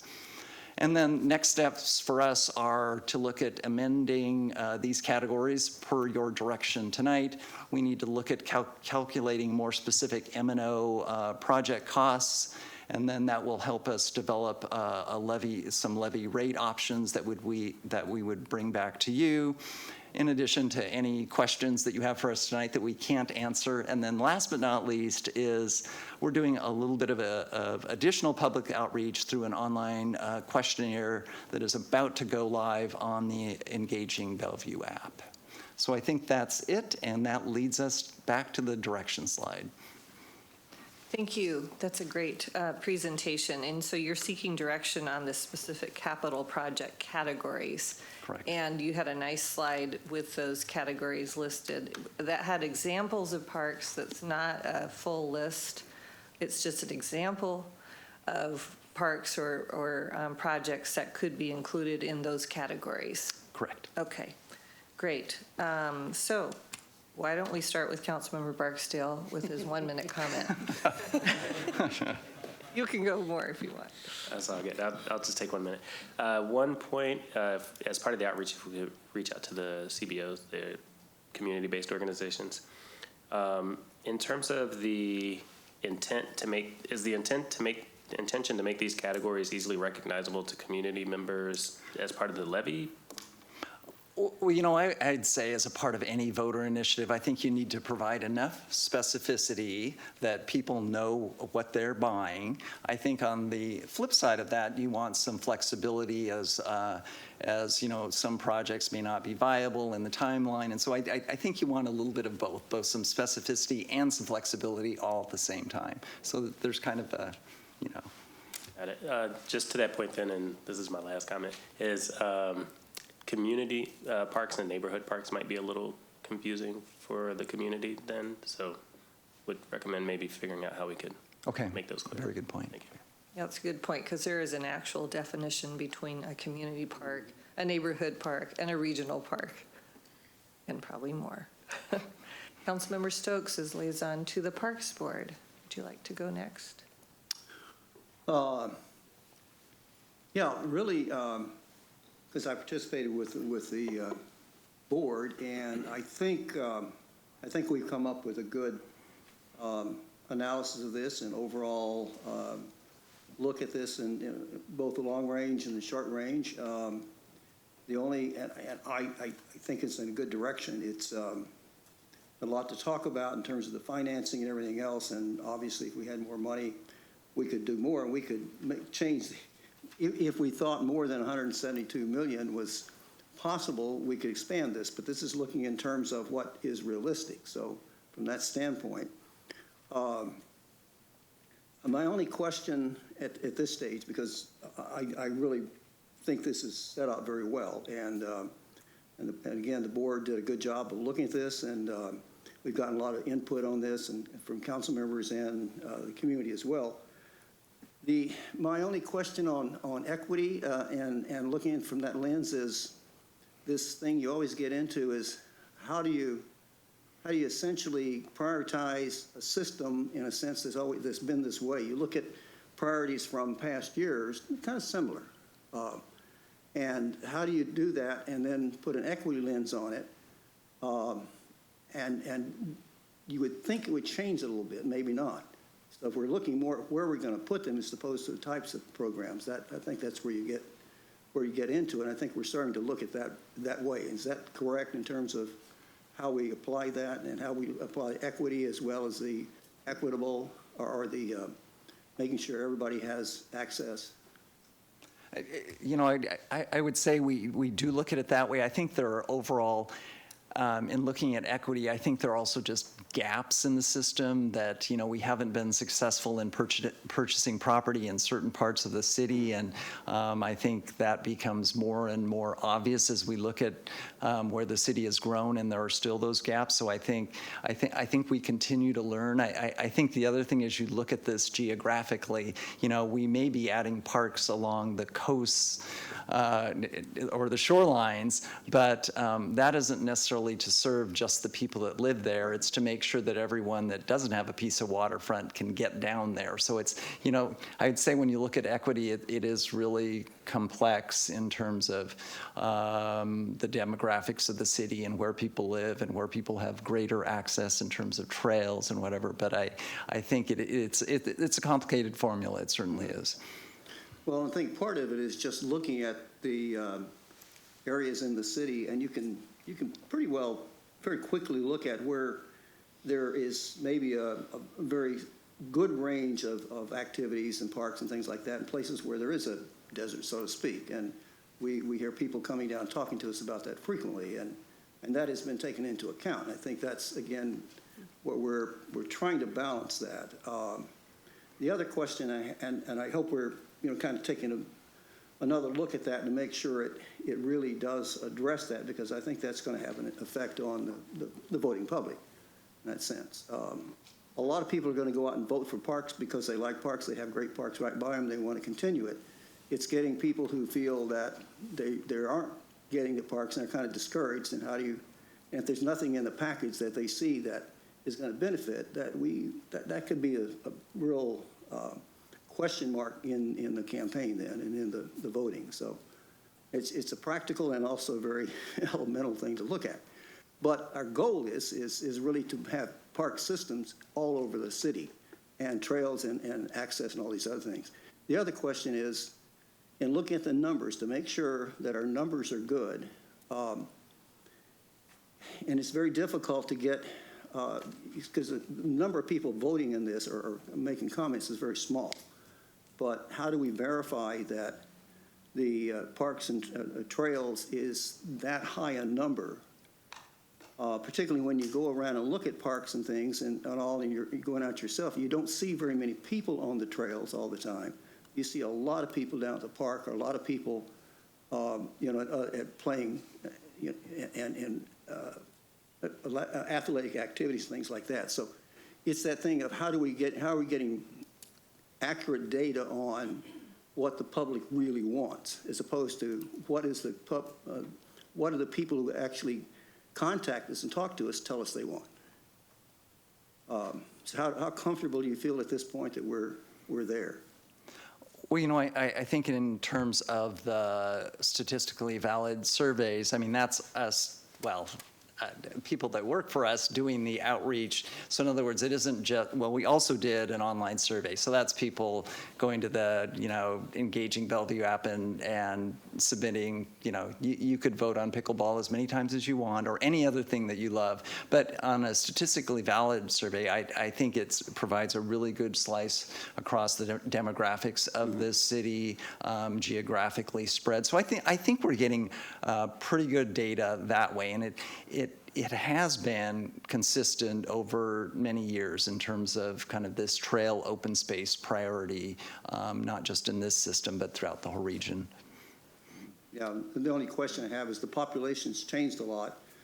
Maybe one of the things is that wherever they come from, they still like the same things, basically. It's human things. So it's just interesting. And I think we can do it with a good margin, but it's going to be close, and it's going to be tough to do this much. So I'm just concerned about making sure what we're saying on this is accurate or to the best we can, and that it resonates with people, that, hey, yeah, this is really what we want, kind of thing. So a great job. I'm really, I think that, again, the Parks Board did a really good job, and so did the public in talking to us. Thank you. And the staff. So I'm going to remind everybody to also make sure you're clear about how you feel about these categories, because that's what staff needs to know. So okay, you're for that. Okay, great. Councilmember Robertson. I support the categories. A couple of comments, just very, very succinctly. If we're going to be using this slide as an example, I think that we need to make sure that it's clear that the retiring the 2008 park levy, which I support, includes moving Airfield Park and Sammamish Waterfront Park into this levy. And second, as far as the waterfront, if Sammamish has another phase, I want to make sure that that's up in the waterfront restoration if it's not on the retiring the parks levy. I think access to that lake is really important. Finally, I do support M&O as a line item, as maybe even a separate levy, which we'll decide later. But I think that in costing out the M&O, I think it would be helpful not just to cost out the M&O for the projects in this potential levy, but also M&O for the system, because, or at least what the shortfall are. We had to cut M&O in the last budget because we didn't have adequate funding, and I'd like to get us back to the level of maintenance and operations for our parks that we've had before. That's the standard that I think our public expects. So I wouldn't mind looking at M&O beyond just these projects. But yes, 2 thumbs up. I think the categories are right. They're based on the statistically valid poll. They're based on the recommendation of the Parks Board, and you have my recommendation too. Thanks. Thank you. Councilmember Lee. Thank you, Madam Mayor. Thank you for the presentation. Obviously, Bellevue is called City in the Park, so parks and open space is a no-brainer. So I agree with most of what Councilmember Robertson mentioned, and including the MNO, because I believe in the old days, MNO is included in a lot of levies we issue, because we know it's important, and because of situation change, Tony knows that, so we have kind of dropped it off, but it's important. The only question I have is, not the only, but because, everybody, when you survey, when you say there's a park and open space, the answer they give, naturally, it's about park, about open space, about recreation, right? Maybe have a little bit of a community space, not much, because it's not on the horizon. So, but even that, you still see that there's some community space that's important. It ranks, right? Actually, I support aquatic center, but it actually ranks ahead of aquatic center, community space. But I feel that all this is a good list because it is important. We talk about barriers. I don't want to go over that. The only thing I have concern about is about cross-culture center. It's not included in your survey, and people don't consider that as a park and open space. Councilmember Lee, if you look at these categories, it's in the categories, and it is used as an example. It's not the same thing. Examples shown are potential projects, and not all inclusive. Under recreation and community facilities. Well, as long as, I want to, that's what I believe, that's what you believe, but I'm not sure if, in fact, has the same weight, the same understanding. If we council agrees, I hope the staff hears us. Okay. So I thank you, Mayor, for pointing it out. I just don't want us to disappear, because it's not included anywhere. On your previous list, when you show, you can go back to the list, whatever you show, but it doesn't include cross-culture center. It's not anywhere. I appreciate you include it here, but it's only mentioned. And then maybe others, whatever it is. I think it deserves a special place because the city council approved it. It is very important community resource, right? So I hope that will get its priority attention. So that's all I want to say. The only thing is, I want to make sure, because of the property value has gone up so much, it's a question for Tony. How does it affect all our property taxes with all the levies that we're looking at, new or existing? Is it going to add on a financial burden to residents, homeowners? What is the consideration? Will we come up with another levy, another $170,000? I want to be sure that we clearly communicate with the public so they understand what they're buying and they know we support it, and then they have no question. Suddenly, the utility rate's gone 5%, everything's gone another percent, another housing levy is going to be how many percent, and then the property tax, property value's gone up. I don't know what impact that has. So maybe Tony. People don't know that. Let me interrupt for just a minute. That's a really good question that I think is better saved for another meeting when we start talking about the finances and the impact of the levy and the property taxes. So if you can remember what he asked, and if you We've noted it, yes. We will address that at that meeting when we do that. Thank you. That has impact. The reason I'm racist because it will impact our priority. Maybe we can't do everything we want to do. Maybe we need to prioritize a little bit. That's all. Yeah. So but we're not on priorities. We're just on categories. In principle, yes, these are all good. No question about it. But in reality, maybe there's something we have to reconsider based on the public input, public interest, the council support, and council direction. Thanks. Okay, Councilmember Zahn. Yes, Thank you. I had one clarifying question, 3 comments and an ask. Okay. So I think that my clarifying question was answered. What we're looking at here is the categories we're asked to vote on, along with, if, as part of retirement, having the Lake Sammamish Airfield Park Phase 1 redevelopment, because I would say that the memo does not exactly match the slide, nor does it match the attachments. So I think it's really good for everyone to be really clear about these are the category names we're voting on, right? So I just want to clarify that. And then my comments are, I want to make sure we are looking at both specificity and flexibility in terms of when we look at these categories, are we saying that whatever capital costs are allocated to those, is that the money per category? Or are we saying these are the categories, we have a ROM associated with them, but as we know more, the money may be different for each of the categories ultimately? I don't need an answer today, but I would like to understand that.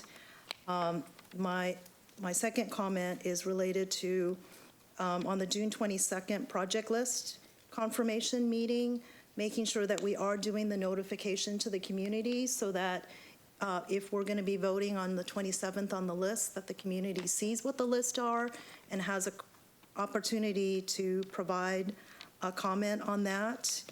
And then when we are looking at the CIP cost estimate, I want to check or make a comment that the dollar ROMs that we're putting in will reflect equitable, inclusive, universal design. So we should be designing for universal facilities versus having that as an afterthought later. So I wanted to make a comment on that.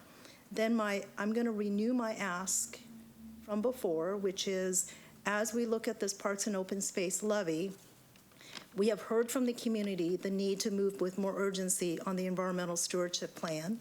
So I would like my colleagues to consider a category called Green Building, Green Fleet related to this levy, because as we're building, we should be talking about whether this is a potential funding source to green our fleet, green our buildings. When we look at O&M, there may be first cost, but from a total cost of ownership standpoint, our operation and maintenance cost will actually be reduced if we're using less energy and we're more efficient. So I would just ask that we consider that as a category. Can you comment on that, please? You know, I think in so many ways, I think those are priorities, those are policies that go along with development of any of those parks facilities. And I'd say, Tony, in terms of the fleet, those are things. So you wouldn't necessarily, I would suggest you wouldn't necessarily create a category of green. I think understanding that that is a policy that is a part of every one of these development projects, I understand that's a priority for both for the council and for us as a department. So we need to be a leader in making sure these are green and universally accessible. So I think it shouldn't necessarily be a standalone item. It should be an understanding that that's a part of how we build things, period, and maintain them. I just want to clarify. Yeah. I'm not talking about building new buildings. I'm talking about retrofitting existing buildings for better HVAC to reduce energy usage. So as we look at, replacing roofs on our buildings, looking at, potential solar, green roofs. So I want to separate the building new versus retrofitting and looking at greening our existing buildings. And that's a part of our renovation and refurbishment plan right now, so. Okay, I hear what you're asking. Yeah. So the question council member is asking of the council, what Councilmember Zahn is asking of the council is if we should consider putting in a new category that would be a sustainability category with a funding amount attached to that in the levy. Okay, Deputy Mayor. I'm going to be the fastest out of all of us. Okay. I like these categories. I look forward to getting more specifics when you come back. I really appreciate the timeline and what we're trying to accomplish here. So, yeah, I'm great with the category, so ready to move forward. And I've been thinking, it's funny that Councilmember Zahn brought up that point because I've been thinking about that as well. And to me, I love the slide on the equitable part of it because when I first got on the Parks Board, we didn't think that way. The entrances to the parks for people in wheels was by the dumpster because that's where the cutouts were. And it was not an equitable experience whatsoever. And so now whenever we design anything, it is an equitable experience, equitable access, and I really appreciate that. Having said that, there are still some parks that are not as accessible as they should be or as equitable as they should be. And so I see the point of putting a category that would be equity and sustainability, just to make sure that when we do retrofits, that we re-examine what it is to be equitable and what it is to be sustainable, knowing that it is in all the new works goals that we have those two value statements. So I would be okay with another category in here for equity and sustainability. Okay, we'll go back around. Who do we start with? Okay, Councilmember Barksdale, let's start again with you. All right, thank you. Yeah, I like the idea of having the additional category, and also curious about other council members' thoughts, but also just wanted to say I appreciate the equity lens and would love to see that statement or kind of analysis on all the things that come back to council where it's relevant. Thank you, which is everything. Councilmember Stokes. Okay, my question is, we're talking about a policy and an application of how we repair things, how we build things, and what we're asking for in this levy. I don't see, and I've never seen that put into a levy, and where you go out to the voters and ask them for this. I mean, I'm not saying we can't do it, but I think we're kind of starting to mix some things up in a sense. What we're looking at is projects that need to be either completed or new developments. How we do them, whether they're built equitably, whether they're built green or not, is a separate matter in terms of how do we do these. If we have a policy on that, it would apply to all buildings, and we could put that, but I don't know that it's how you fit it into these project categories, because making a community park open space, I mean green space, is not the project, it's the park. And how you do it is something else. Do we want to say, how far do we go in terms of, we only need to have these kind of plants or things? And we kind of mix it up. And I'm just concerned this will somewhat lead to some confusion or controversy in the campaign, and it's not the way to get. And I think it also tucks it in there and you really don't see it. Whereas if we can do something separate and make it clear that all buildings and new buildings and rebuilding will meet green standards. And that's another conversation to have. Okay, thank you. Councilmember Robertson. I agree with Councilmember Stokes. I think that, so I guess a quick question though before I finish opining. Does operations and maintenance include R&R? Or are those different things? So, so within our CIP, there is a specific pot of money for renovation and refurbishment. There's a plan that's related to that. I think Bellevue has been so wise in investing in, and that would be major maintenance as opposed to, I believe this is more kind of daily maintenance and operations of facilities. So I think that they are separate. Okay, so that's what I thought. I just wanted to clarify. And if you look at the 20-year capital plan, there is a $200 million R&R. And if you look at how parks are funded in Bellevue, we fund them from many, many sources. One is from general funds capital that comes from REIT, that comes from property tax, that comes from all the different revenue sales tax. Those go to parks. We have the parks levy, and this would increase the share of the pie by the parks levy. Then if we adopt impact fees for parks later on in 6 or 12 months, that will be another slice of the pie. So this levy does not have to be all things to all people in the funding of parks in Bellevue. It needs to fund projects that the city residents can get excited about, that they want, new things like adding open space, like adding trails, like adding an aquatic center or cross-cultural center. I don't think it needs to, if we have too many categories, I think it dilutes the power of what we're going to funnel from the Parks Club. That said, we absolutely have a culture of green building in Bellevue. When we build a building, when we refurbish a building, we green it up. And so I would expect that the renovation and refurbishment that we will be directing when we adopt the next capital budget, and then the next one after that, and the next one after that, will include green facilities. So that is my expectation, that new things in this will be green, that R&R from our budget will be green, that if we fund things with parks impact fees, if we adopt them, they will be green. So parks are all about that. So I really appreciate the comment, and also that we're going to increase accessibility. Universal design should be the base in everything we do, in parks and everything else. So, and some of that might be transportation budgets where the roadways and pathways interact with the parks. But I don't think that we need to have a special category in the levy. I think it's going to be confusing, and we do it anyway. But I appreciate the comments. Thank you. Let me clarify something based on what I'm hearing. Sounds like equity and sustainable retrofits would be in major maintenance.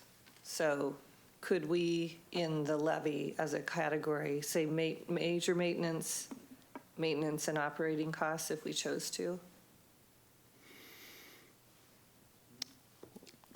We certainly could.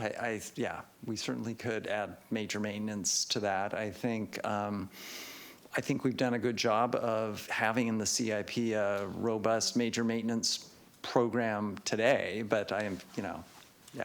Okay, just kind of clarifying there. Councilmember Lee.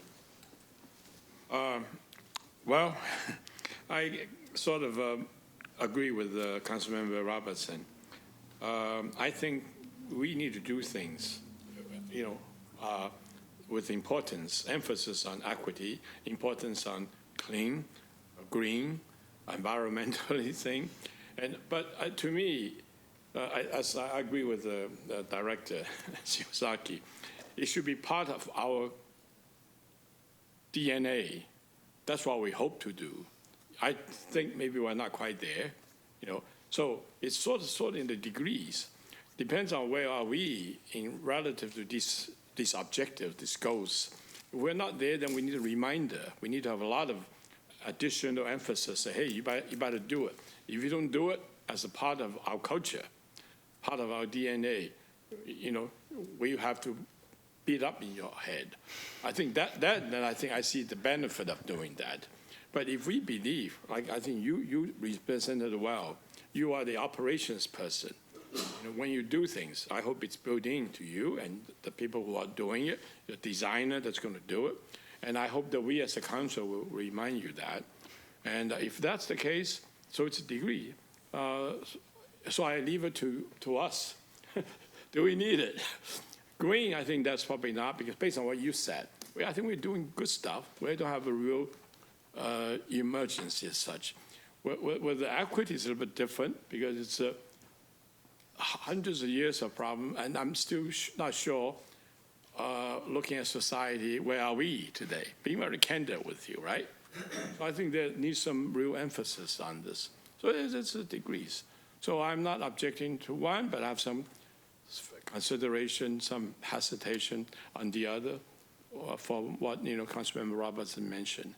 But it doesn't mean that we have less interest, less emphasis on any of those. To us, we should be part of us, but where are we? That's the question.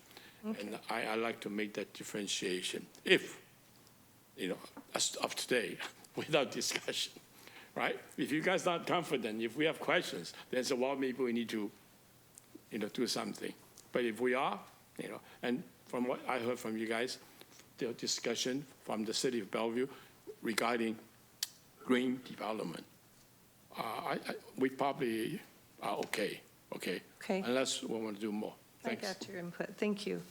Councilmember Zahn.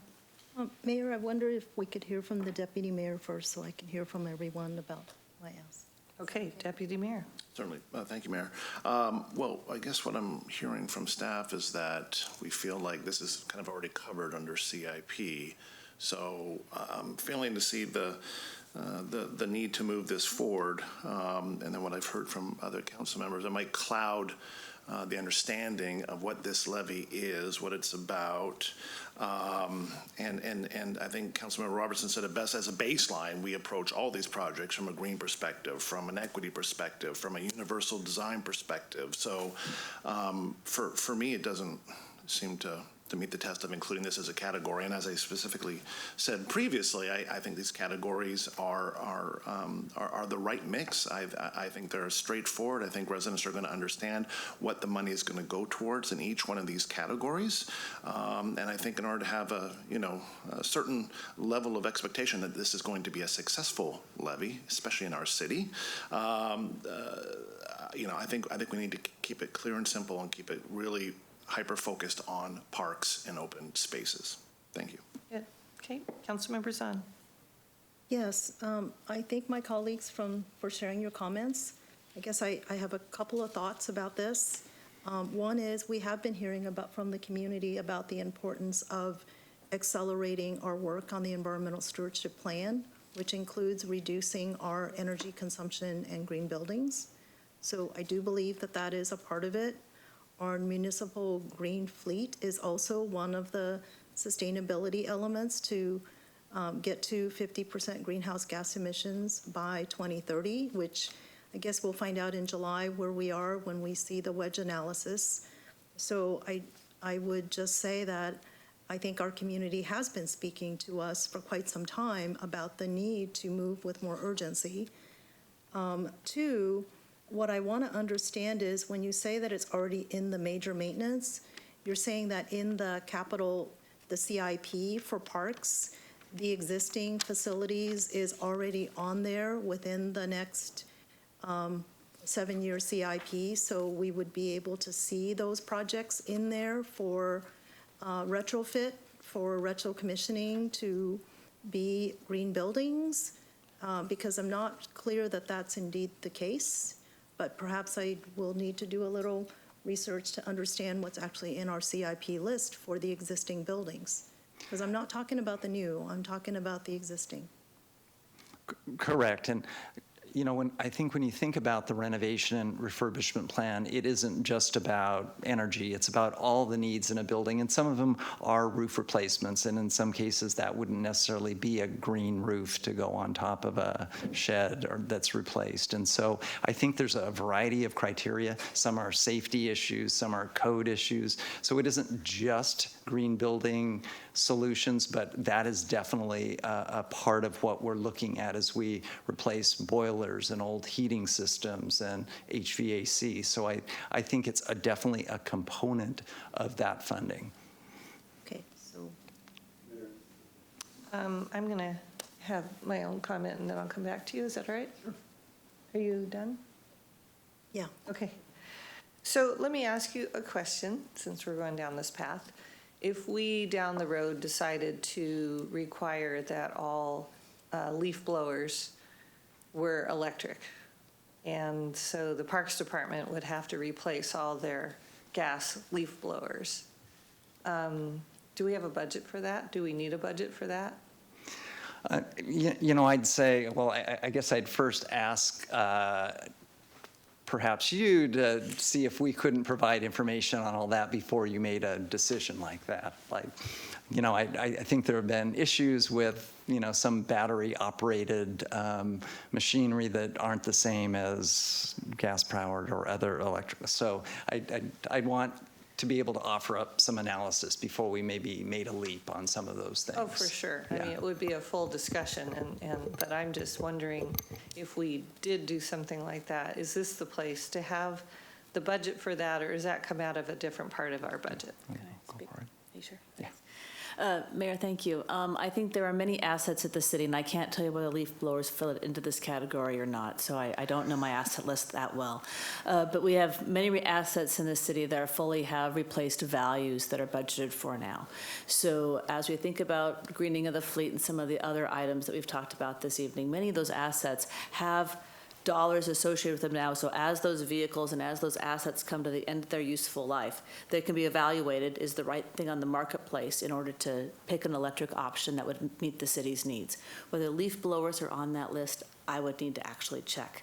But we do have policies at the city that do reserve assets so that we don't have a big budget lift when things come due. So I hope that helps a little.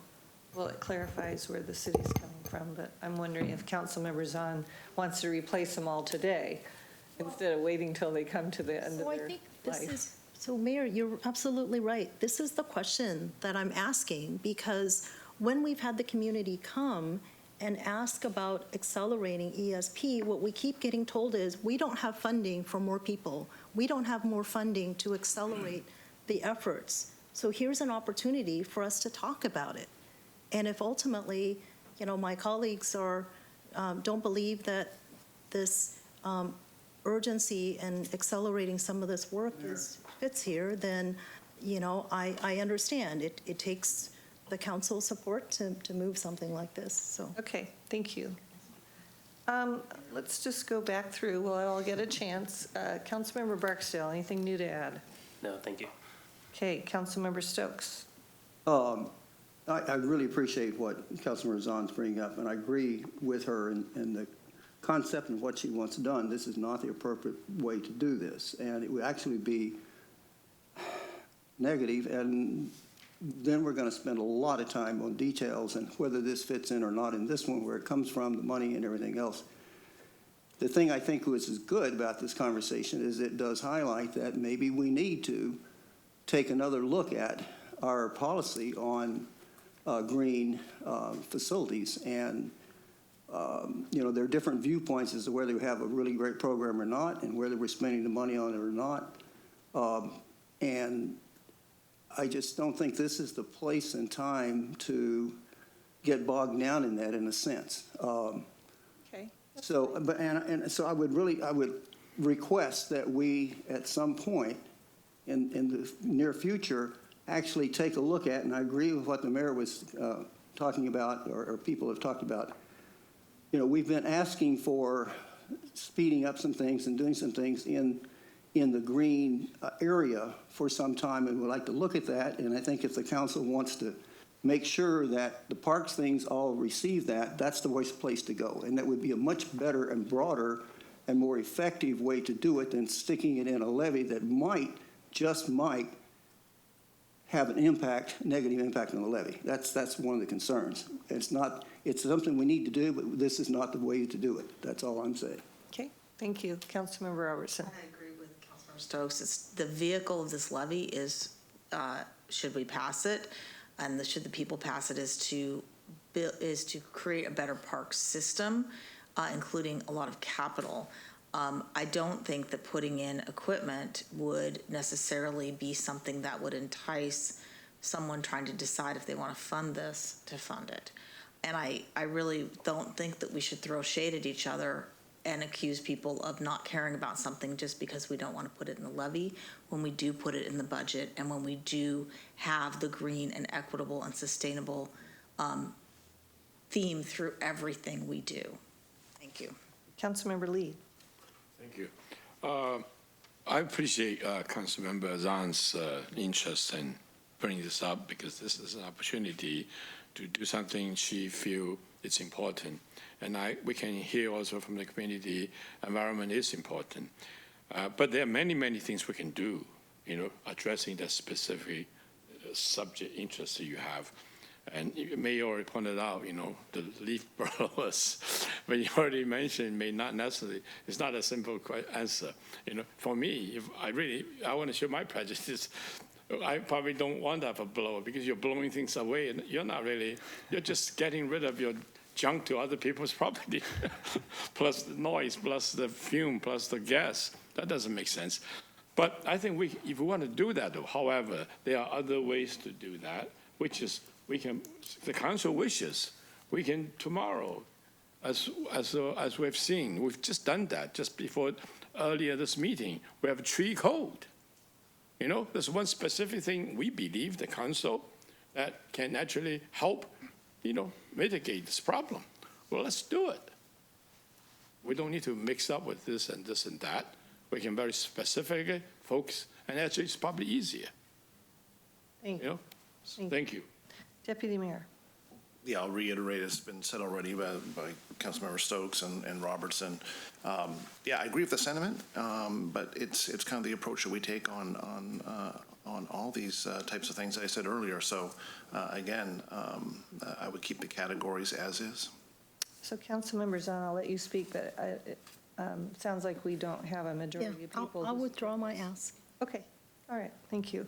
So there is a motion that we can make here about the categories, and you got a lot of good feedback. Thank you.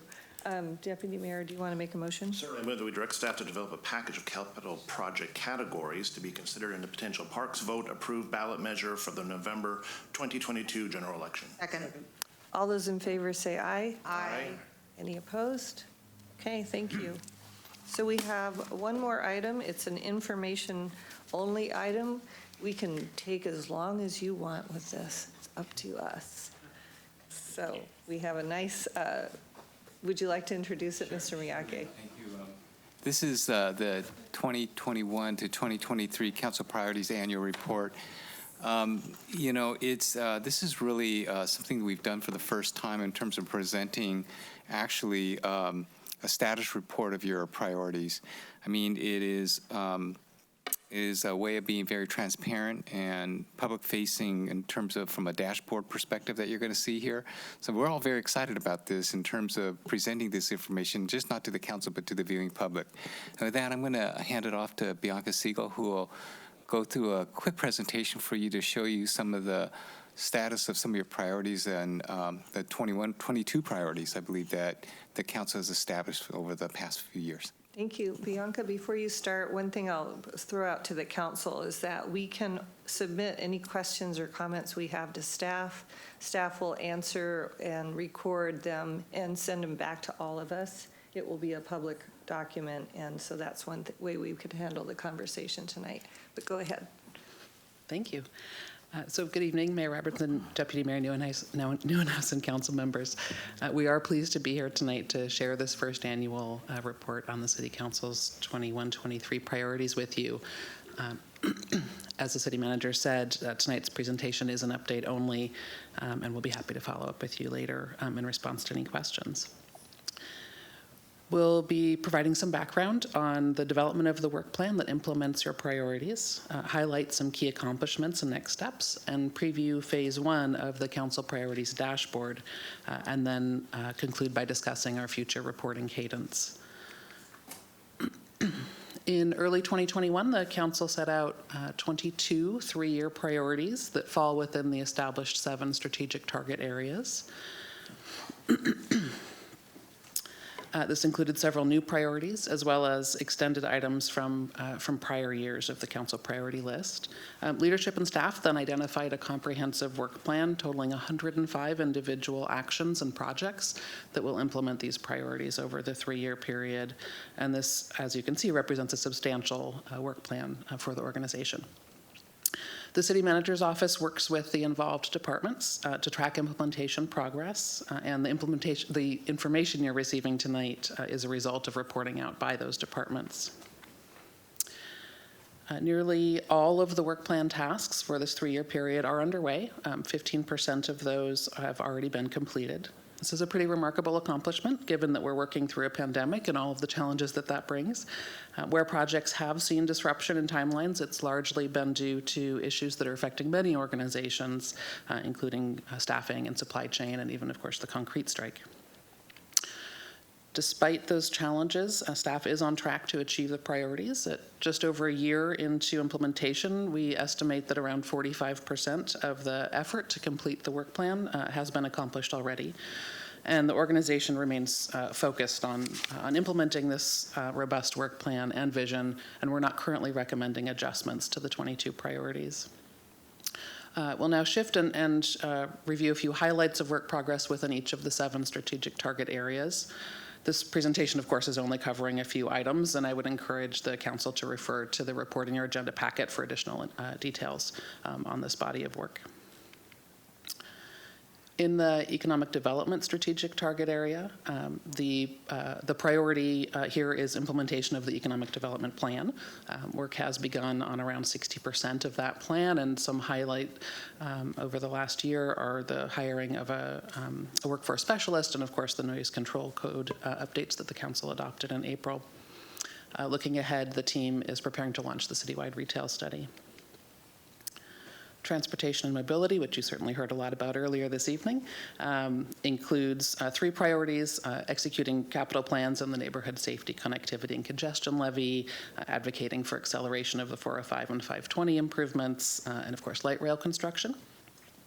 Highlights here include adoption of the mobility implementation plan, completion of multiple levy projects, and the South Bellevue Park and Ride construction being complete and open. Next steps include completion of additional roadway safety assessments, adoption of the 22-23 transportation facilities plan, and continuing to pursue state funding for the 405 interchange and access projects. The high-quality built and natural environment strategic target area covers 6 identified priorities, including executing the affordable housing strategy. This was a new item or modified item for this set of priorities. Maidenbower Bay Park and the Downtown Park Gateway, Smart City Strategy, and the Environmental Stewardship Plan, as well as parks funding and site selection for the Aquatic Center. A lot to talk about here, but I'll keep it really brief. The council has adopted a number of housing-related land use code amendments. The staff has initiated over half of the actions identified in the Environmental Stewardship Plan. Completion of Maidenbower Bay Park Phase 1 and the Downtown Park Northeast Gateway project. And of course, siting and fundraising for the Aquatic Center is underway. We're looking forward to installation of Grand Connection artwork this fall. Of course, the Parks levy is under discussion, and updates to the Airfield Park Master Plan for the Aquatic Center. Great places where you want to be. The strategic target area includes priorities to advance the Grand Connection and East Rail completion and the community connection points that serve it. The Grand Connection Sequence 1 design guidelines and standards were adopted in 2021. We have Move Ahead Washington funding for the East Rail segments, and the Northeast 8th Street pedestrian overcrossing groundbreaking took place a few weeks ago. We'll continue to advance opportunities for increased placemaking and multimodal activity, such as the 405 crossing, and we're also working with partners to accelerate funding for the Wilburton Trestle. For regional leadership and influence, the city is focused on continuing to be an active regional partner, pursuing public and private funding and partnerships, and connections with the Port of Seattle. You adopted the 2022 state and 22-23 federal legislative agendas. The city was awarded a Port of Seattle Economic Development Grant for small businesses and arts, and currently we hold 7 Sound Cities Association appointments. Looking ahead, staff is going to be drafting the next state legislative agenda a little bit later this year. The city is also standing up an interdepartmental bipartisan infrastructure law team that's looking at federal grant opportunities. And we're working with Port of Seattle to schedule a joint meeting between city and the port to discuss shared priorities and projects later this year. Achieving human potential. The priorities in this category include leveraging higher education institutions, implementation of the diversity plan, moving ahead with the permanent men's shelter, and exploring a safe parking program. A lot of progress in this area as well. The Centering Communities of Color team has been formed, and those meetings are ongoing. You recently discussed the cross-cultural feasibility study. Men's shelter construction is well underway, and we look forward to opening that facility in the first quarter of next year. Also later this summer, we'll be bringing to you a discussion on options for a safe parking program expansion.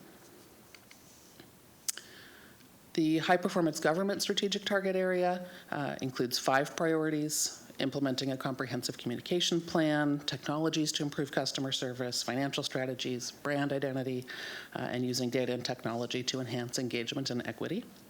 I want to note that this high-performance government work, as well as everything else on the priority list, has been enhanced by several new strategic hires at the leadership and staff levels across the organization. Some highlights of this work include, of course, the budget process underway, the City Council Priorities Dashboard, which we'll discuss in a moment, and coming later this summer, coming later this summer, the utilities and IT teams are looking forward to launching an upgraded customer service portal, and we'll follow up with the council on whether that is consistent with the requests that were made of you during public comment this evening. But looking forward to some enhancements there. Also moving ahead with drafting the comprehensive communications plan and more work on the GIS open data portal. So the Council Priorities Dashboard, this is implements Council Priority 22. You can see a teaser image of where we're going with that dashboard. It is part of a multi-phase rollout. IT and FAM, both departments, are preparing to launch phase 1 of the dashboard in the next few weeks, and we look forward to sharing that announcement with you. Phase 1 of the dashboard will combine implementation status reporting for each of the council priorities on a dynamic site that includes key performance indicators for each of the strategic target areas, which will also have graphics indicating data trends where those are available, as well as community indicators from the community surveys. Moving forward, phase 2 of that dashboard would include additional data detail and context, as well as some interactive features. Our next steps around reporting are to increase the level and frequency of reporting on council priority implementation. We plan to bring presentations like this one to the council on an annual basis prior to your retreat. The dashboard will host quarterly updates on council priorities implementation, and then of course additional features will be launched as we move forward into phase 2. So again, not seeking direction this evening, but really appreciate the opportunity to share the highlights of this important work with you. Great presentation, Bianca. Thank you. Any comments or questions? Councilmember Barksdale. Thank you, Mayor. I'll keep it short because I just want to say thank you because I think this is going to be really helpful, and especially as we continue to iterate over the years, helping to inform the conversations that we have at the retreats as knowing where we are, where we've been, and and being able to use that to support the conversation. So thank you. I agree. Any other comments or Councilmember Robertson followed by Councilmember. I was just going to say thank you. I love the updates. I love the dashboard. Make sure you send the council a link and push it out to the public when it is live. I think this is awesome. So exciting to see. Councilmember Stokes. Yeah, I think it's really great. You know, we've been asking Brad for a long time to, tell us how we're doing and how we're working. He's doing it. No, seriously, this is really a great step forward and will, I think, help our communications. And, from our standpoint, it's hard to keep up with all these things. And, staff is looking at them all the time, and you're working with it. And then we get information coming up where we get specific things to talk about, but this being able to have on a periodic basis a review of what we're doing will keep us, I think, really focused and help us to, actually do a better job of working on what we're going on at the time. So I think it's a good management and programmatic step forward, and we appreciate it very much. And I think it's going to help us in our conversations with staff too. Thank you. You did a great job. Councilmember Lee, followed by Councilmember Zahn. This process question for the mayor and the city manager. I assume that we have opportunity to discuss this at the retreat, perhaps maybe include some revision to the priorities and visions. So Councilmember Lee, this is just a snapshot in time right now. I mean, there's a lot of information contained in your packet in terms of your priorities and what's been accomplished to date. I think at the retreat there'll be an opportunity to talk about some additional priorities that you have been talking to us for quite some time. Okay, we probably be encouraged to let you know maybe ahead. You already, I think you have let the facilitator know in advance what some of those are. Okay, thanks. Councilmember Zahn. Yeah, I just want to say I love this. So thank you so much. I think this is part of what transparency and open governance looks like, of both us and our community understanding what we're working on and where we are. I really like the dashboard and the colors, the green, yellow, purple, and blue that you had in the presentation. I might recommend in the annual report, if it hasn't been final, that on page 2 and 3, you use the same colors for where these different things are, so people can see at a glance whether any of them were completed or ran into some disruptions or whatever those might be. And then I do have an ask that and maybe this is something to talk about at the retreat, is when we look at, because it's a 3-year plan, it would be helpful to see where we are with the goals and establishing some milestones, so we could better see that these are the ones we're really starting in year 1 versus year 2 versus year 3, knowing that there's a lot of work in our priorities and not all of them may be starting in year 1, especially if new priorities or new items within these categories get added, to be really clear in terms of managing our own expectations as well as the community about where we are in these different parts. Because the reality is that they can't all be at the same priority, otherwise we wouldn't have enough staff to do everything. So that would be my one ask as we move forward with this. Thank you. Deputy Mayor. Thank you, Mayor. Bianca, great presentation, as everyone has said.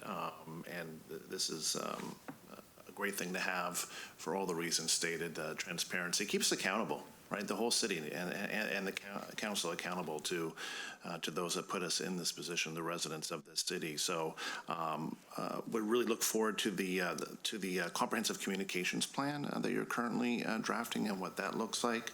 I think the communication piece, as it's ongoing on the website, making sure that the folks do understand it is quarterly. It's not real-time updates before people start getting a little bit ahead of themselves when they see some of these updates. But this is a great step in the right direction. And yeah, please do let us know when it's live so we can share across all of our personal, and city social networks, and alert as many residents as we possibly can to this, because this is a fantastic step in the right direction. So thank you so much for your efforts. I'll just say I had a big meeting today with the county and saw another dashboard similar to this that they're using for the county funding. And it's such a wonderful tool. It'll help us see what's working, what's not working, what we need to do differently, what we're doing well, and we need to continue. So I really appreciate this, and thank you. I think we are done. I will say that we are not having a meeting on June 13th. So our next meeting is going to be on June 21st. And I noticed on my walk to City Hall this week that the Hualien Water Maiden has been revealed from our sister city in Taiwan. So that's exciting. So come see it. All right, meeting adjourned.